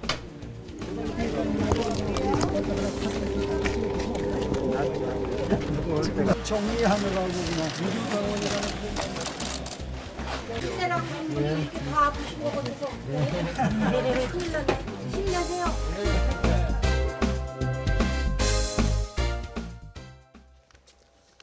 50일을 넘긴 사상 최장 장마에 막바지 비가 시작됐습니다. 내일까지 중부지방에 최고 300mm가 넘는 폭우가 예고돼 있습니다. 취재기자와 함께 장마 전망 자세히 알아보도록 하겠습니다. 문화생활과학부 김진두 기자 나와 있습니다. 어서 오세요. 네, 안녕하세요. 예, 이틀 동안 이제 소강 상태를 보였던 장맛비 이제 다시 시작이 된 겁니까? 그렇습니다. 오늘 새벽에 중부지방에 소낙성 비가 내렸는데 예. 아직 시작된 건 아니었었고요. 지금은 하늘이 흐리고 특히 강원 남부지방 쪽을 중심으로 해서 비가 시작이 됐습니다. 점차 비가 내리는 지역이 중부 지역으로 확산될 것으로 보이는데 예. 지금 비구름들이 만들어지는 형태가 조금 심상치 않긴 합니다. 예. 레이더 영상이 준비가 되면 보여드릴 수가 있는데요. 예. 보시는 것처럼 경기 남부 그리고 영서 남부 지역을 중심으로 약간 띠 형태의 비구름들이 형성이 되고 있습니다. 이게 네. 비구름의 크기는 커 보이지 크진 않는데요. 않고 아주 예. 강하지는 않습니다만은 이 구름대가 이쪽에 형성이 됐다라는 게 장마전선의 중심이 경기 남부 쪽에 걸릴 가능성이 높지 않느냐 이런 분석이 되고 있고요. 또 이렇게 동서로 길게 띠 형태의 비구름들이 형성이 된다는 거는 아직까지는 수증기가 제대로 공급이 되지 않았다. 예. 만약에 수증기가 이 부근에 공급이 된다면 더욱더 강하고 더욱더 긴 형태의 비구름들이 형성이 되고 네. 그런 비구름대는 조금 좁은 지역에 강한 비를 쏟아붓기 때문에 국지성 호우 형태로 내릴 가능성이 무척 높은 상태입니다. 네, 국지성 호우 형태로 내릴 가능성이 높을 것이다 이렇게 예고를 해주셨는데 그러면 300mm가 넘게 올 가능성도 있는 겁니까? 그렇습니다. 지금 기상청이 오후 4시에 다시 예보를 수정을 했고요. 5시에 예상 강우량을 본격적으로 발표를 할 겁니다. 네. 그 예상 강우량을 좀 보시면요. 예. 어느 지역이 가장 위험한 지역인지가 나옵니다. 경기 남부 지역에 가장 많은 비가 내릴 것으로 봤고요. 그게 300mm 이상이 경기 남부입니다. 네. 그리고 서울과 경기도 지역, 경기 남부를 제외한 경기도 지역에는 100에서 200mm 정도의 비가 내릴 것으로 예상을 했고요. 예. 네. 충청 북부와 영서 지역에는 50에서 150mm 정도의 비가 내렸을 것으로 네. 봅니다. 그러니까 중부지방을 중심으로 해서 최소 50mm, 네. 많은 곳은 300mm 이상의 비가 내리는데 가장 위험한 지역은 경기 남부다. 그렇게 기상청은 예상을 하고 있는 네, 겁니다. 경기 남부 지역으로 큰 비가 지금 예보되어 있는데요. 기상청의 예보가 잘 맞지 않아 가지고요. 그동안 곤욕을 치렀는데 이번에는 어떻게 예보가 맞을까요? 이번이 기상청 예보가 시험 무대에 오른 겁니다. 왜냐하면 기상 망명족이라고 해서 다른 나라의 기상 예보를 확인하는 사람들까지 좀 늘었습니다. 그런데 다른 나라 앱은 지금 얼마나 정도 내릴 것으로 보고 있습니까? 지금 다른 나라 앱에서는 최소는 20mm 정도 내일까지 그리고 많은 곳은 한 60mm 정도의 비를 예보를 하고 있습니다. 많게쳐도 좀 상당히 차이가 그렇죠. 있네요. 그런데 우리 기상청은 지금 300mm 예보를 내렸거든요. 예. 그렇기 때문에 상당히 차이가 큽니다. 네. 그리고 기상청의 예보가 정말 맞는다면 이번에 확실히 네. 그 이미지를 바꿔야 되는 그런 상황이 됐습니다. 기상청은 최대 300mm라고 보는 거죠? 그런데 최소가 50mm입니다. 중부지방엔 최소 50mm고요. 예. 가장 많은 곳은 300mm를 보고 있고 서울 경기 지역에도 100에서 200mm이기 때문에 다른 나라에서 보는 것보다 훨씬 많은 양의 비를 보았고 또 이 정도라면 피해가 날 수 있을 가능성이 높다라는 건데 이게 약간 변수가 있습니다. 알겠습니다. 노멀 그래픽이 좀 준비되어 있을 텐데 그걸 좀 보면 설명을 드리겠습니다. 예. 장마전선이 어디에 걸리는지가 가장 급선무입니다. 예. 어느 지역에 걸리느냐에 따라 그 지역에 집중호우가 내리는데 현재 기상청은 3번 가능성을 본 겁니다. 경기 남부지방까지 장마전선이 내려올 것이다. 그렇게 예. 해서 아까 그 레이더 영상에서 보시면 아시겠지만 경기 남부 쪽으로 띠 형태의 비구름들이 형성이 됐다. 이 부분이 경기 남부 쪽이 주된 비구름들이 강하게 발달하는 지역이 될 것이다라는 겁니다. 하지만 북태평양 고기압이 밤사이 어느 정도 위치까지 어느 정도 힘을 받느냐에 따라서 그 장마전선이 걸리는 위치가 2번 서울이 될 수도 있고요. 1번 경기 북부, 강원 북부가 될 수도 있습니다. 또는 최악의 경우에는 이 세 군데 위치를 밤사이 오르내리면서 비가 내릴 가능성도 있습니다. 하지만 현재 기상청이 내다보는 것은 3번일 가능성이 가장 높고 그래서 경기 남부 지역에 300mm의 비가 내릴 것이다. 이렇게 된다면 경기 남부의 띠 형태로 굉장히 강한 비구름들이 내일 새벽부터 발생을 해서 내일 오전 사이에 시간당 50mm 이상의 집중호우가 쏟아질 것이다. 그렇게 예보를 한 셈입니다. 네, 어쨌든 저 1, 2, 3번 세 가지 가능성 중에서 어떤 경우라도 기상청은 좀 비가 많이 내릴 것이다 이렇게 보고 있는 그렇습니다. 거네요. 1번, 2번, 3번 어느 지역에 걸리더라도 지역의 차이가 있을 뿐이지 많은 곳은 300mm 이상의 비는 밤사이에 쏟아질 것으로 기상청은 예보를 하고 있습니다. 이걸로 장마는 끝나는 겁니까? 그렇습니다. 내일까지가 주된 비구름들이 가장 강하게 내리는 시기고요. 일요일에도 오전까지 약간의 비가 내릴 가능성이 있습니다만은 오후부터는 북태평양 고기압이 확장하면서 장마전선이 다시 북한 지방으로 올라갑니다. 따라서 그 이후에는 장마가 끝납니다. 일요일 날 장마가 끝난다면 54일 최장기간의 장마가 되겠고요. 가장 늦게 끝나는 장마 기록도 동시에 세우게 됩니다. 네. 그리고 장마가 끝난 뒤에요. 뒤늦게 이제 역대급 무더위가 찾아오는 것 아니냐 이렇게 걱정하는 분들이 있는데 어떻습니까? 그렇습니다. 다음 주 전망을 보니까요. 다음 주 월요일부터 수요일까지가 가장 여름다운 날씨입니다. 가장 무덥고 열대야도 나타날 겁니다. 기온도 서울의 경우에는 수요일까지가 33도에서 34도. 그러니까 폭염일수에 들어가는 기온이 월요일부터 수요일까지 나타나고요. 비 예보도 특별하게 없습니다. 온다고 해도 소나기가 내릴 뿐이지 대부분 맑고 아주 무더운 날씨가 다음 주 월요일부터 수요일까지 나타날 겁니다. 그리고 목요일부터는 기온이 조금 떨어지고요. 예. 다음 주 월요일부터는 31도까지 떨어지면서 아침, 저녁으로는 선선하고 낮 동안은 무더운 그러니까 늦여름 날씨가 나타날 것으로 예상이 되고 있습니다. 어찌 됐든 간에 다음 주에 좀 더워진다고 하더라도 올여름은 최악의 무더위는 아닙니다. 무더위가 없었다라고 봐도 그렇습니다. 과언이 아닐 것 같습니다. 예년 여름과는 상당히 다른 모습을 보였는데 기록으로도 그게 나타났다고 하죠. 그렇습니다. 올여름 사상 최악의 역대급 무더위가 나타날 것이다. 2018년에 이어서 2위급 정도의 무더위가 나타날 것으로 예상을 했는데 그 예보는 장마 때문에 빗나갔습니다. 근데 장마가 워낙 길고 또 비가 자주 내리다 보니까 오히려 올여름이 비가 많이 내리는 횟수 또는 강수일수라고 하죠. 강수일수와 강수량에서 기록이 세워졌습니다. 강수일수는 37.8일입니다. 6월 1일부터 8월 10일까지 기록이니까 70여일 정도에서 37.8일 동안 비가 내렸습니다. 그러니까 이틀에 한 번꼴로 올여름엔 비가 내린 겁니다. 그게 1998년도와 동일한 37.8일이었는데요. 이때를 찾아보니까 이때 태풍이 6월하고 10월에 있었고요. 장마 기간에 비도 좀 자주 내렸습니다. 그렇기 때문에 강수일수가 비슷했습니다.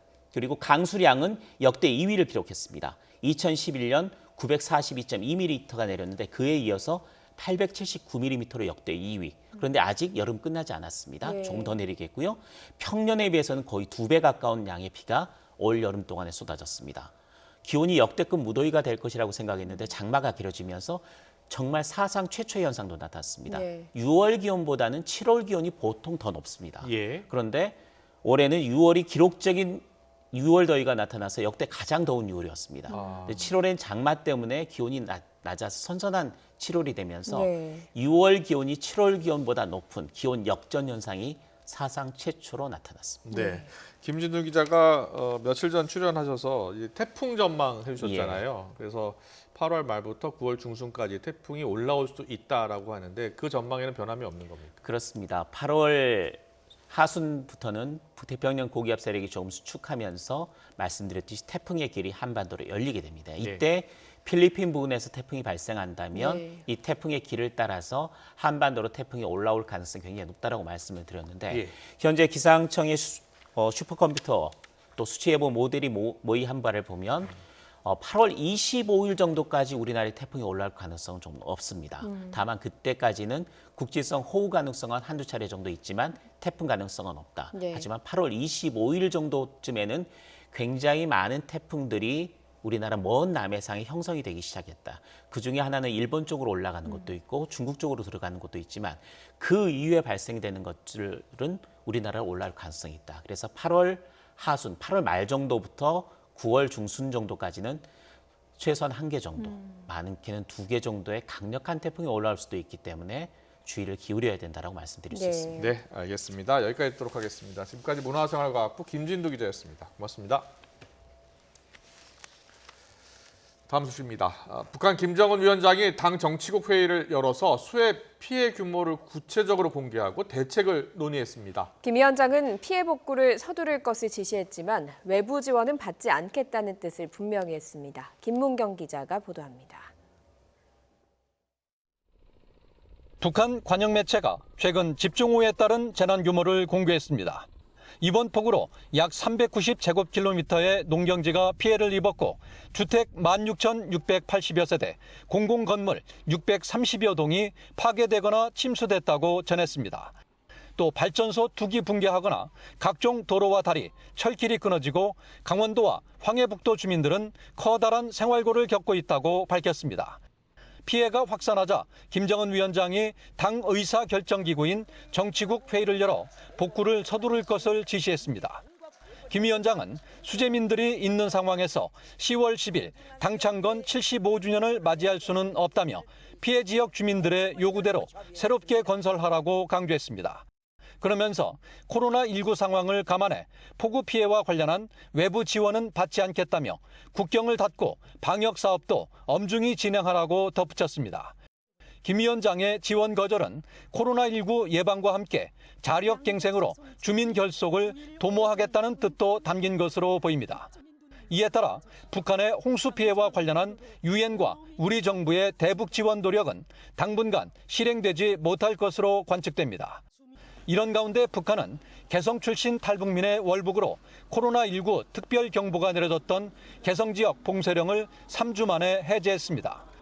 한편 김덕훈을 신임 내각 총리에 임명하고 핵 미사일 등 전략무기 개발 주역인 리병철을 핵심 권력기구인 노동당 정치국 상무위원회로 승진시키는 등 분위기 쇄신을 이어갔습니다. YTN 김문경입니다. 중국도 60일 넘게 폭우가 쏟아져서 6천만 명이 넘는 수재민이 발생하고 피해액이 30조 원을 넘었습니다. 농사도 망쳐서 식탁 물가도 줄줄이 상승하고 있는데 중국 당국이 물가 안정 대책으로 음식 낭비를 막는 법안을 발의하고 이른바 먹방도 규제하려 한다는 분석이 나오고 있습니다. 이교준 기자입니다. 동영상 공유앱에 올려진 먹는 방송, 이른바 먹방 화면입니다. 중국의 더우인 등 동영상 플랫폼은 음식 낭비를 부추기는 동영상을 삭제하거나 계정을 폐쇄하겠다고 경고하고 나섰습니다. 많은 음식을 먹고 몰래 토하는 행위도 규제 대상입니다. 의회격인 전국인민대표대회는 음식 낭비를 막는 법 제정에 착수했습니다. 중국에서 대대적인 먹방 규제는 이례적인데 시진핑 주석의 말 한마디 때문입니다.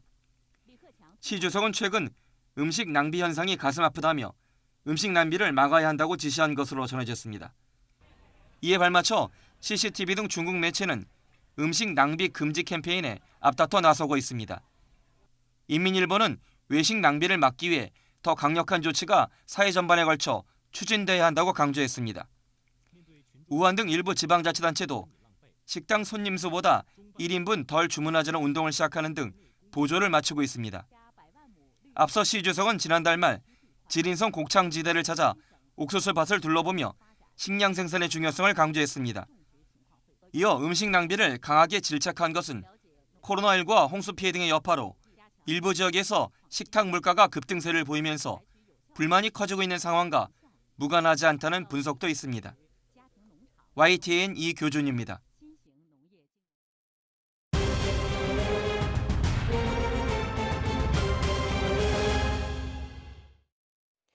코로나19 신규 환자가 다시 전국으로 확산하고 있습니다. 하루 103명의 신규 환자가 나왔습니다. 해외 입국 환자를 뺀 지역 감염만 보면 지난 4월 이후 가장 많은 숫자입니다. 이승훈 기자입니다. 코로나19의 확산세가 심상치 않습니다. 하루 동안 확인된 신규 환자가 100명을 넘었습니다. 수도권과 부산에만 머물던 집단 감염도 전국 곳곳으로 번지는 모양새입니다. 물론 확산의 진앙지는 특별히 새로운 것이 아닙니다. 교회와 학교 등 그렇게 조심하라고 한답니다.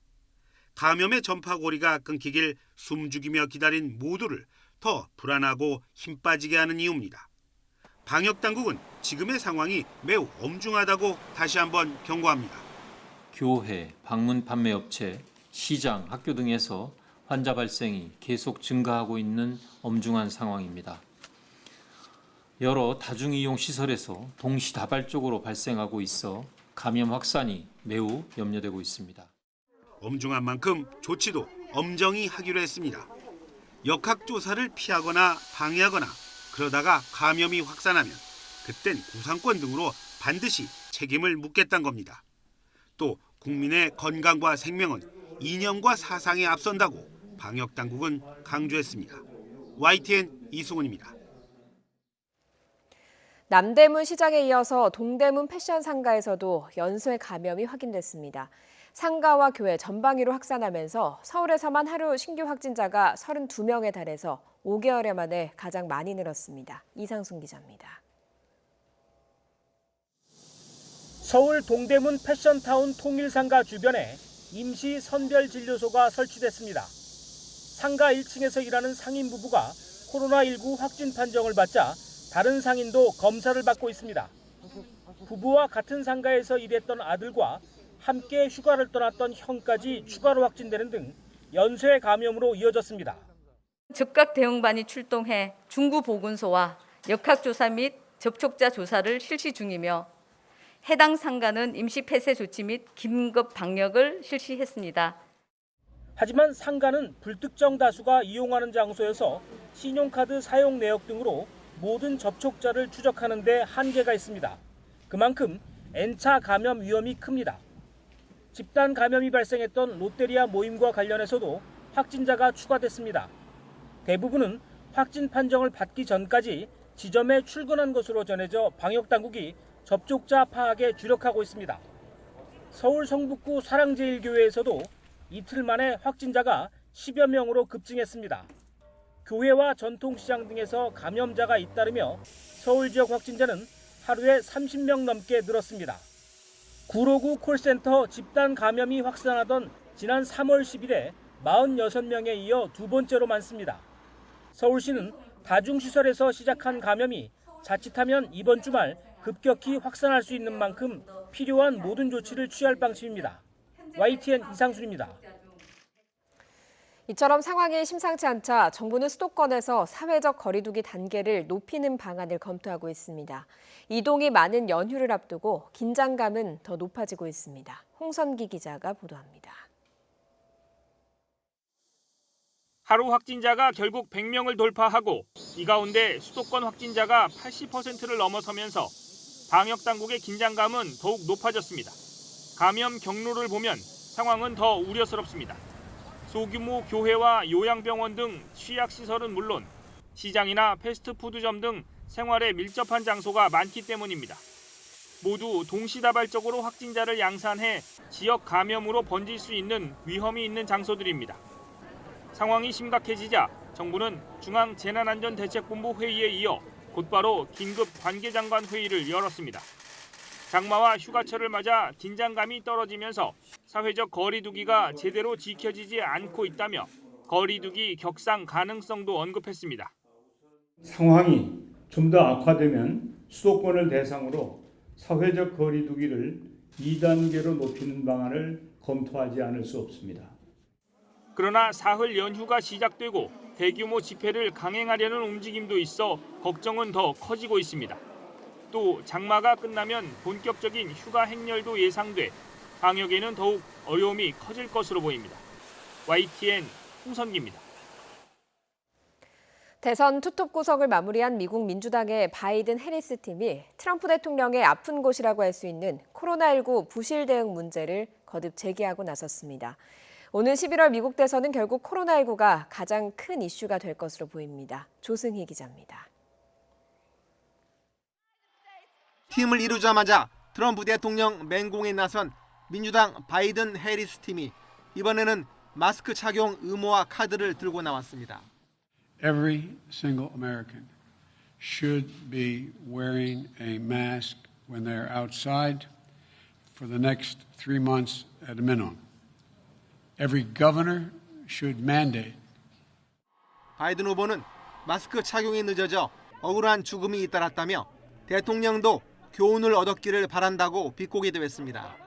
공격수 역할을 맡은 해리스 지명자도 질세라 트럼프 대통령을 직접 겨냥해 날을 세웠습니다.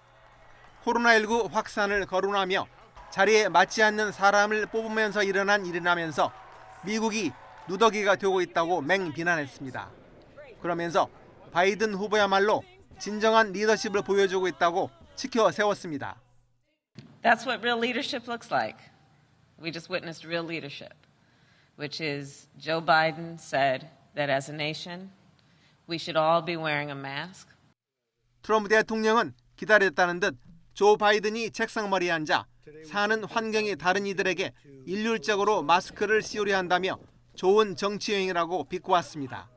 그러면서 코로나19 사태에 외부 활동을 자제해온 바이든 후보를 대놓고 조롱했습니다. So we'll defeat the virus, but not by hiding in our basements. He's got to come out of his basement. We'll defeat this virus through a common sense mitigation effort. 바이든 해리스 팀이 연일 트럼프 저격에 열을 올리고 있는 가운데 해리스 부통령 후보 지명 하루 만에 우리 돈 300억 원이 넘는 후원금이 모이면서 러닝메이트 지명은 일단 성공적이라는 평가가 나오고 있습니다. YTN 조승입니다. 더불어민주당 남인순 최고의원은 최근 민주당 소속 부산시 의회 시의원의 성추행 의혹에 대해 죄송하다는 말조차 하기 죄송하다고 밝혔습니다. 남 최고위원은 오늘 당 최고위원회의에서 민주당이 환골 탈퇴하지 않으면 떠나간 민심이 돌아오지 않을 것이라며 당원 당규의 성평등 교육 의무화 등을 담고 공직선거 후보자 검증위원회의 50%, 원내대표단의 30%를 여성으로 배치하는 방안을 전당대회 준비위원회에서 의결했다고 설명했습니다. 조국 전 법무부 장관이 오늘 유재수 전 부산시 경제부시장 감찰 무마 의혹 사건 재판에 출석했습니다. 법정에 들어가기 전 조 전 장관은 검찰이 다른 곳엔 쇠몽둥이를 휘두르면서 내부 비리는 보지 않는다며 또 한 번 강한 비판을 쏟아냈습니다. 직접 들어보시죠. 누차례 말씀드렸지만 민정수석실은 강제 수사권과 감찰권이 없습니다. 감찰 대상자가 감찰에 불응하여 합법적인 감찰을 더 이상 진행할 수 없어 감찰을 종료하고 그 대상자의 사표를 받도록 조치한 것이 형사 범죄라면 강제 수사권과 감찰권을 가지고 있는 검찰에 묻고 싶습니다. 다른 국가기관에 대해서는 불문곡직 새 몽둥이를 휘두르고 내부 비리에 대해서는 솜방망이조차 들지 않은 것을 어떻게 이해해야 됩니까?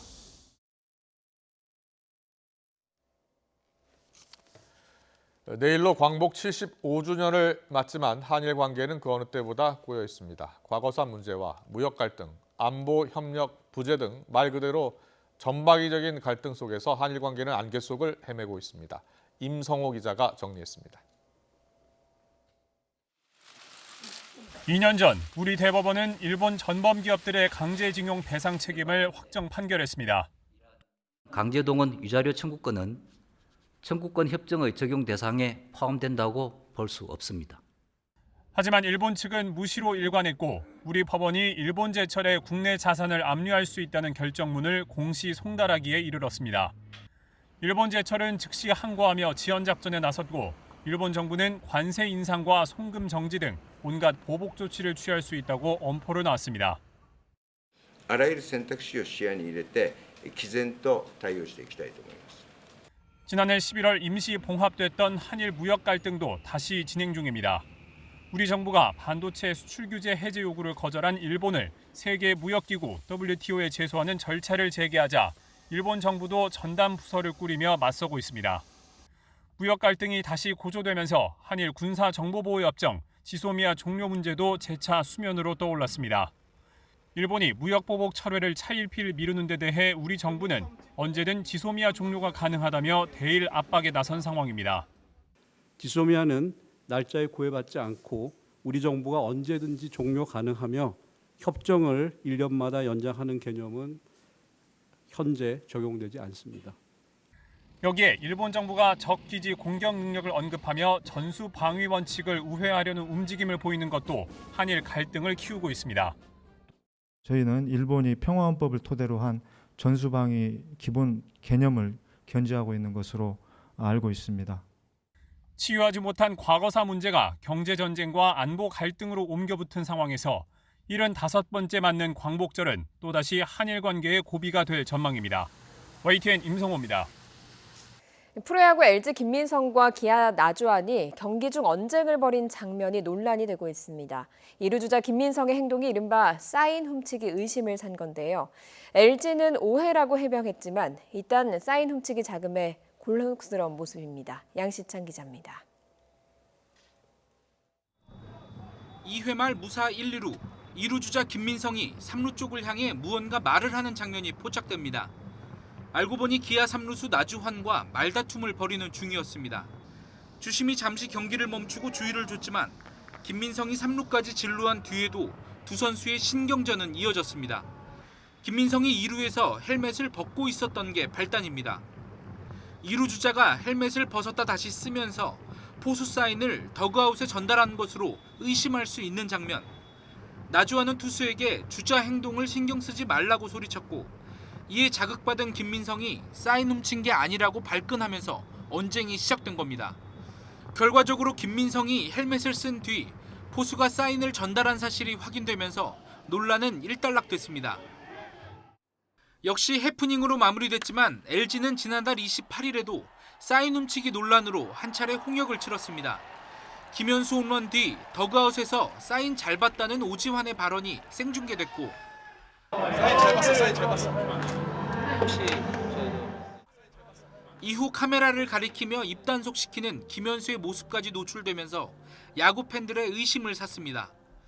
LG를 향한 사인 훔치기 의심이 반복되는 건 2018년 사건 때문입니다.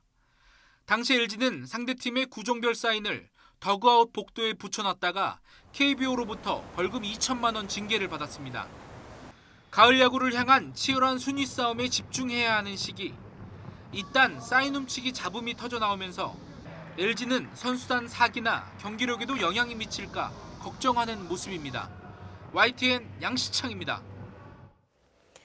지난 시즌 프로농구 MVP를 거머쥔 허훈, 그리고 기량 발전상에 빛나는 김낙현 선수는 중학교 시절부터 오랜 라이벌이었습니다. 선의의 경쟁으로 우리나라 농구의 미래를 그려나가고 있는 두 동갑내기 친구를 허재영 기자가 만나고 왔습니다. 오랜만에 만난 동갑내기 두 친구. 그동안 쌓아놓은 얘기거리를 풀기 바쁩니다. 몇 킬로야? 88. 똑같은데 못 봐. 야, 88. 93이었어. 근데 대학교 때 93 아니야. 대학교 때 91이었지. 라디오스타 그 나가는 걸 봤는데 이 약간 부족해요. 그래서 제가 나름 농구 선수 중에서 평타 쳤다고 생각합니다. 저는. 평타는 찼지. 근데 더 분발해. 팔이 좀 많이 빠졌더라고요. 몸도 많이 좋아지고. 그래서 살짝 제 나사가 좀 풀렸었는데 다시 좀 나사를 좀 쪄야 될 것 같아요. 저도. 허훈과 김낙현. 중학교 시절부터 코트 위에서 경쟁해온 두 선수는 연세대와 고려대의 주전가드로 4년간 자웅을 겨룬 맞수 중에 맞수입니다. 워낙 슛이 좋아서 그 점프를 너무 많이 떠요. 슛 쏠 때. 그래서 너무 맞기 힘들어요. 저는. 뭐 항상 뭐 배운다는 식으로 그런 마음가짐으로 좀 했었기 때문에 또 배워 또 우리한테 뭐 많이 배우면서 농구가 좀 많이 늘었다고 생각합니다. 어느덧 프로 4년 차. 허훈은 지난 시즌 정규리그 MVP로 뽑히며 아버지의 뒤를 이어 한국 농구를 대표하는 스타로 우뚝 섰고 김낙현 역시 식스맨상과 기량발전상을 차례로 거머쥐며 정상급 가드로 성장했습니다. 한 발 먼저 앞서간 허훈과 그 모습을 뿌듯하게 바라본 김낙현. 두 동갑내기 맞수는 이제 정상에서 만날 날을 기다리며 선의의 경쟁을 다짐하고 있습니다. 친구니까 친구가 잘 되면 또 기분이 좋고 한데 또 어떻게 보면 저도 되고 싶다 뭐 그런 생각도 많이 들었죠. 같은 학년 또래에서 엄청 잘하고 또 근데 누구나 잘했으면 좋겠어요. 저희는 또 그래야 또 한국 농구가 또 많이 또 인기를 얻을 수 있다고 생각을 하고요. 화이팅! YTN 허정원입니다. 네, 프로야구 롯데의 외국인 선수 마차도가 기묘한 슬라이딩으로 시선을 사로잡았습니다. 자칫 아웃될 수도 있었던 상황이 세이프로 바뀐 슬라이딩이었는데요. 화면으로 함께 보시죠.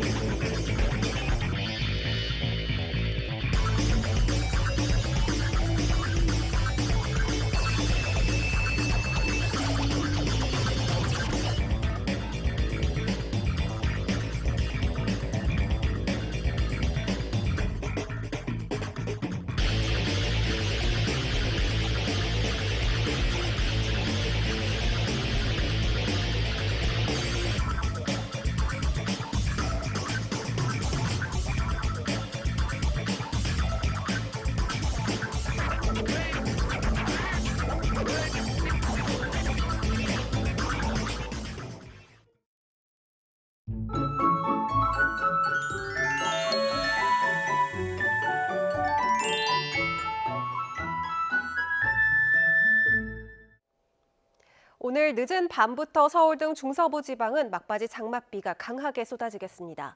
현재는 강원 지역에 비구름이 머물면서 시간당 10mm 안팎의 비를 뿌리고 있는데요. 차츰 이 비구름이 강하게 발달하며 새벽부터 내일 아침 사이 집중호우가 예상됩니다. 이에 따라 서울, 경기와 영서, 충청 북부에는 호우 예비특보가 내려진 상황입니다.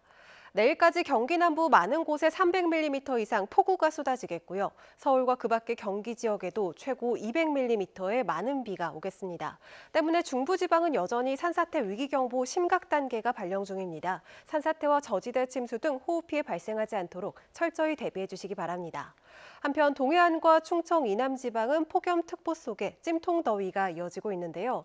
내일도 대구의 낮 기온 36도까지 치솟겠고요. 비가 내리는 서울은 27도 선에 머물겠습니다. 비는 휴일까지 내렸다 그치기를 반복하겠습니다. 월요일부터는 중부지방마저 본격 무더위가 이어질 전망입니다. 지금까지 날씨정보였습니다. 이어서 저녁 종합뉴스 이브닝 뉴스가 방송됩니다. 시청해주신 여러분 고맙습니다.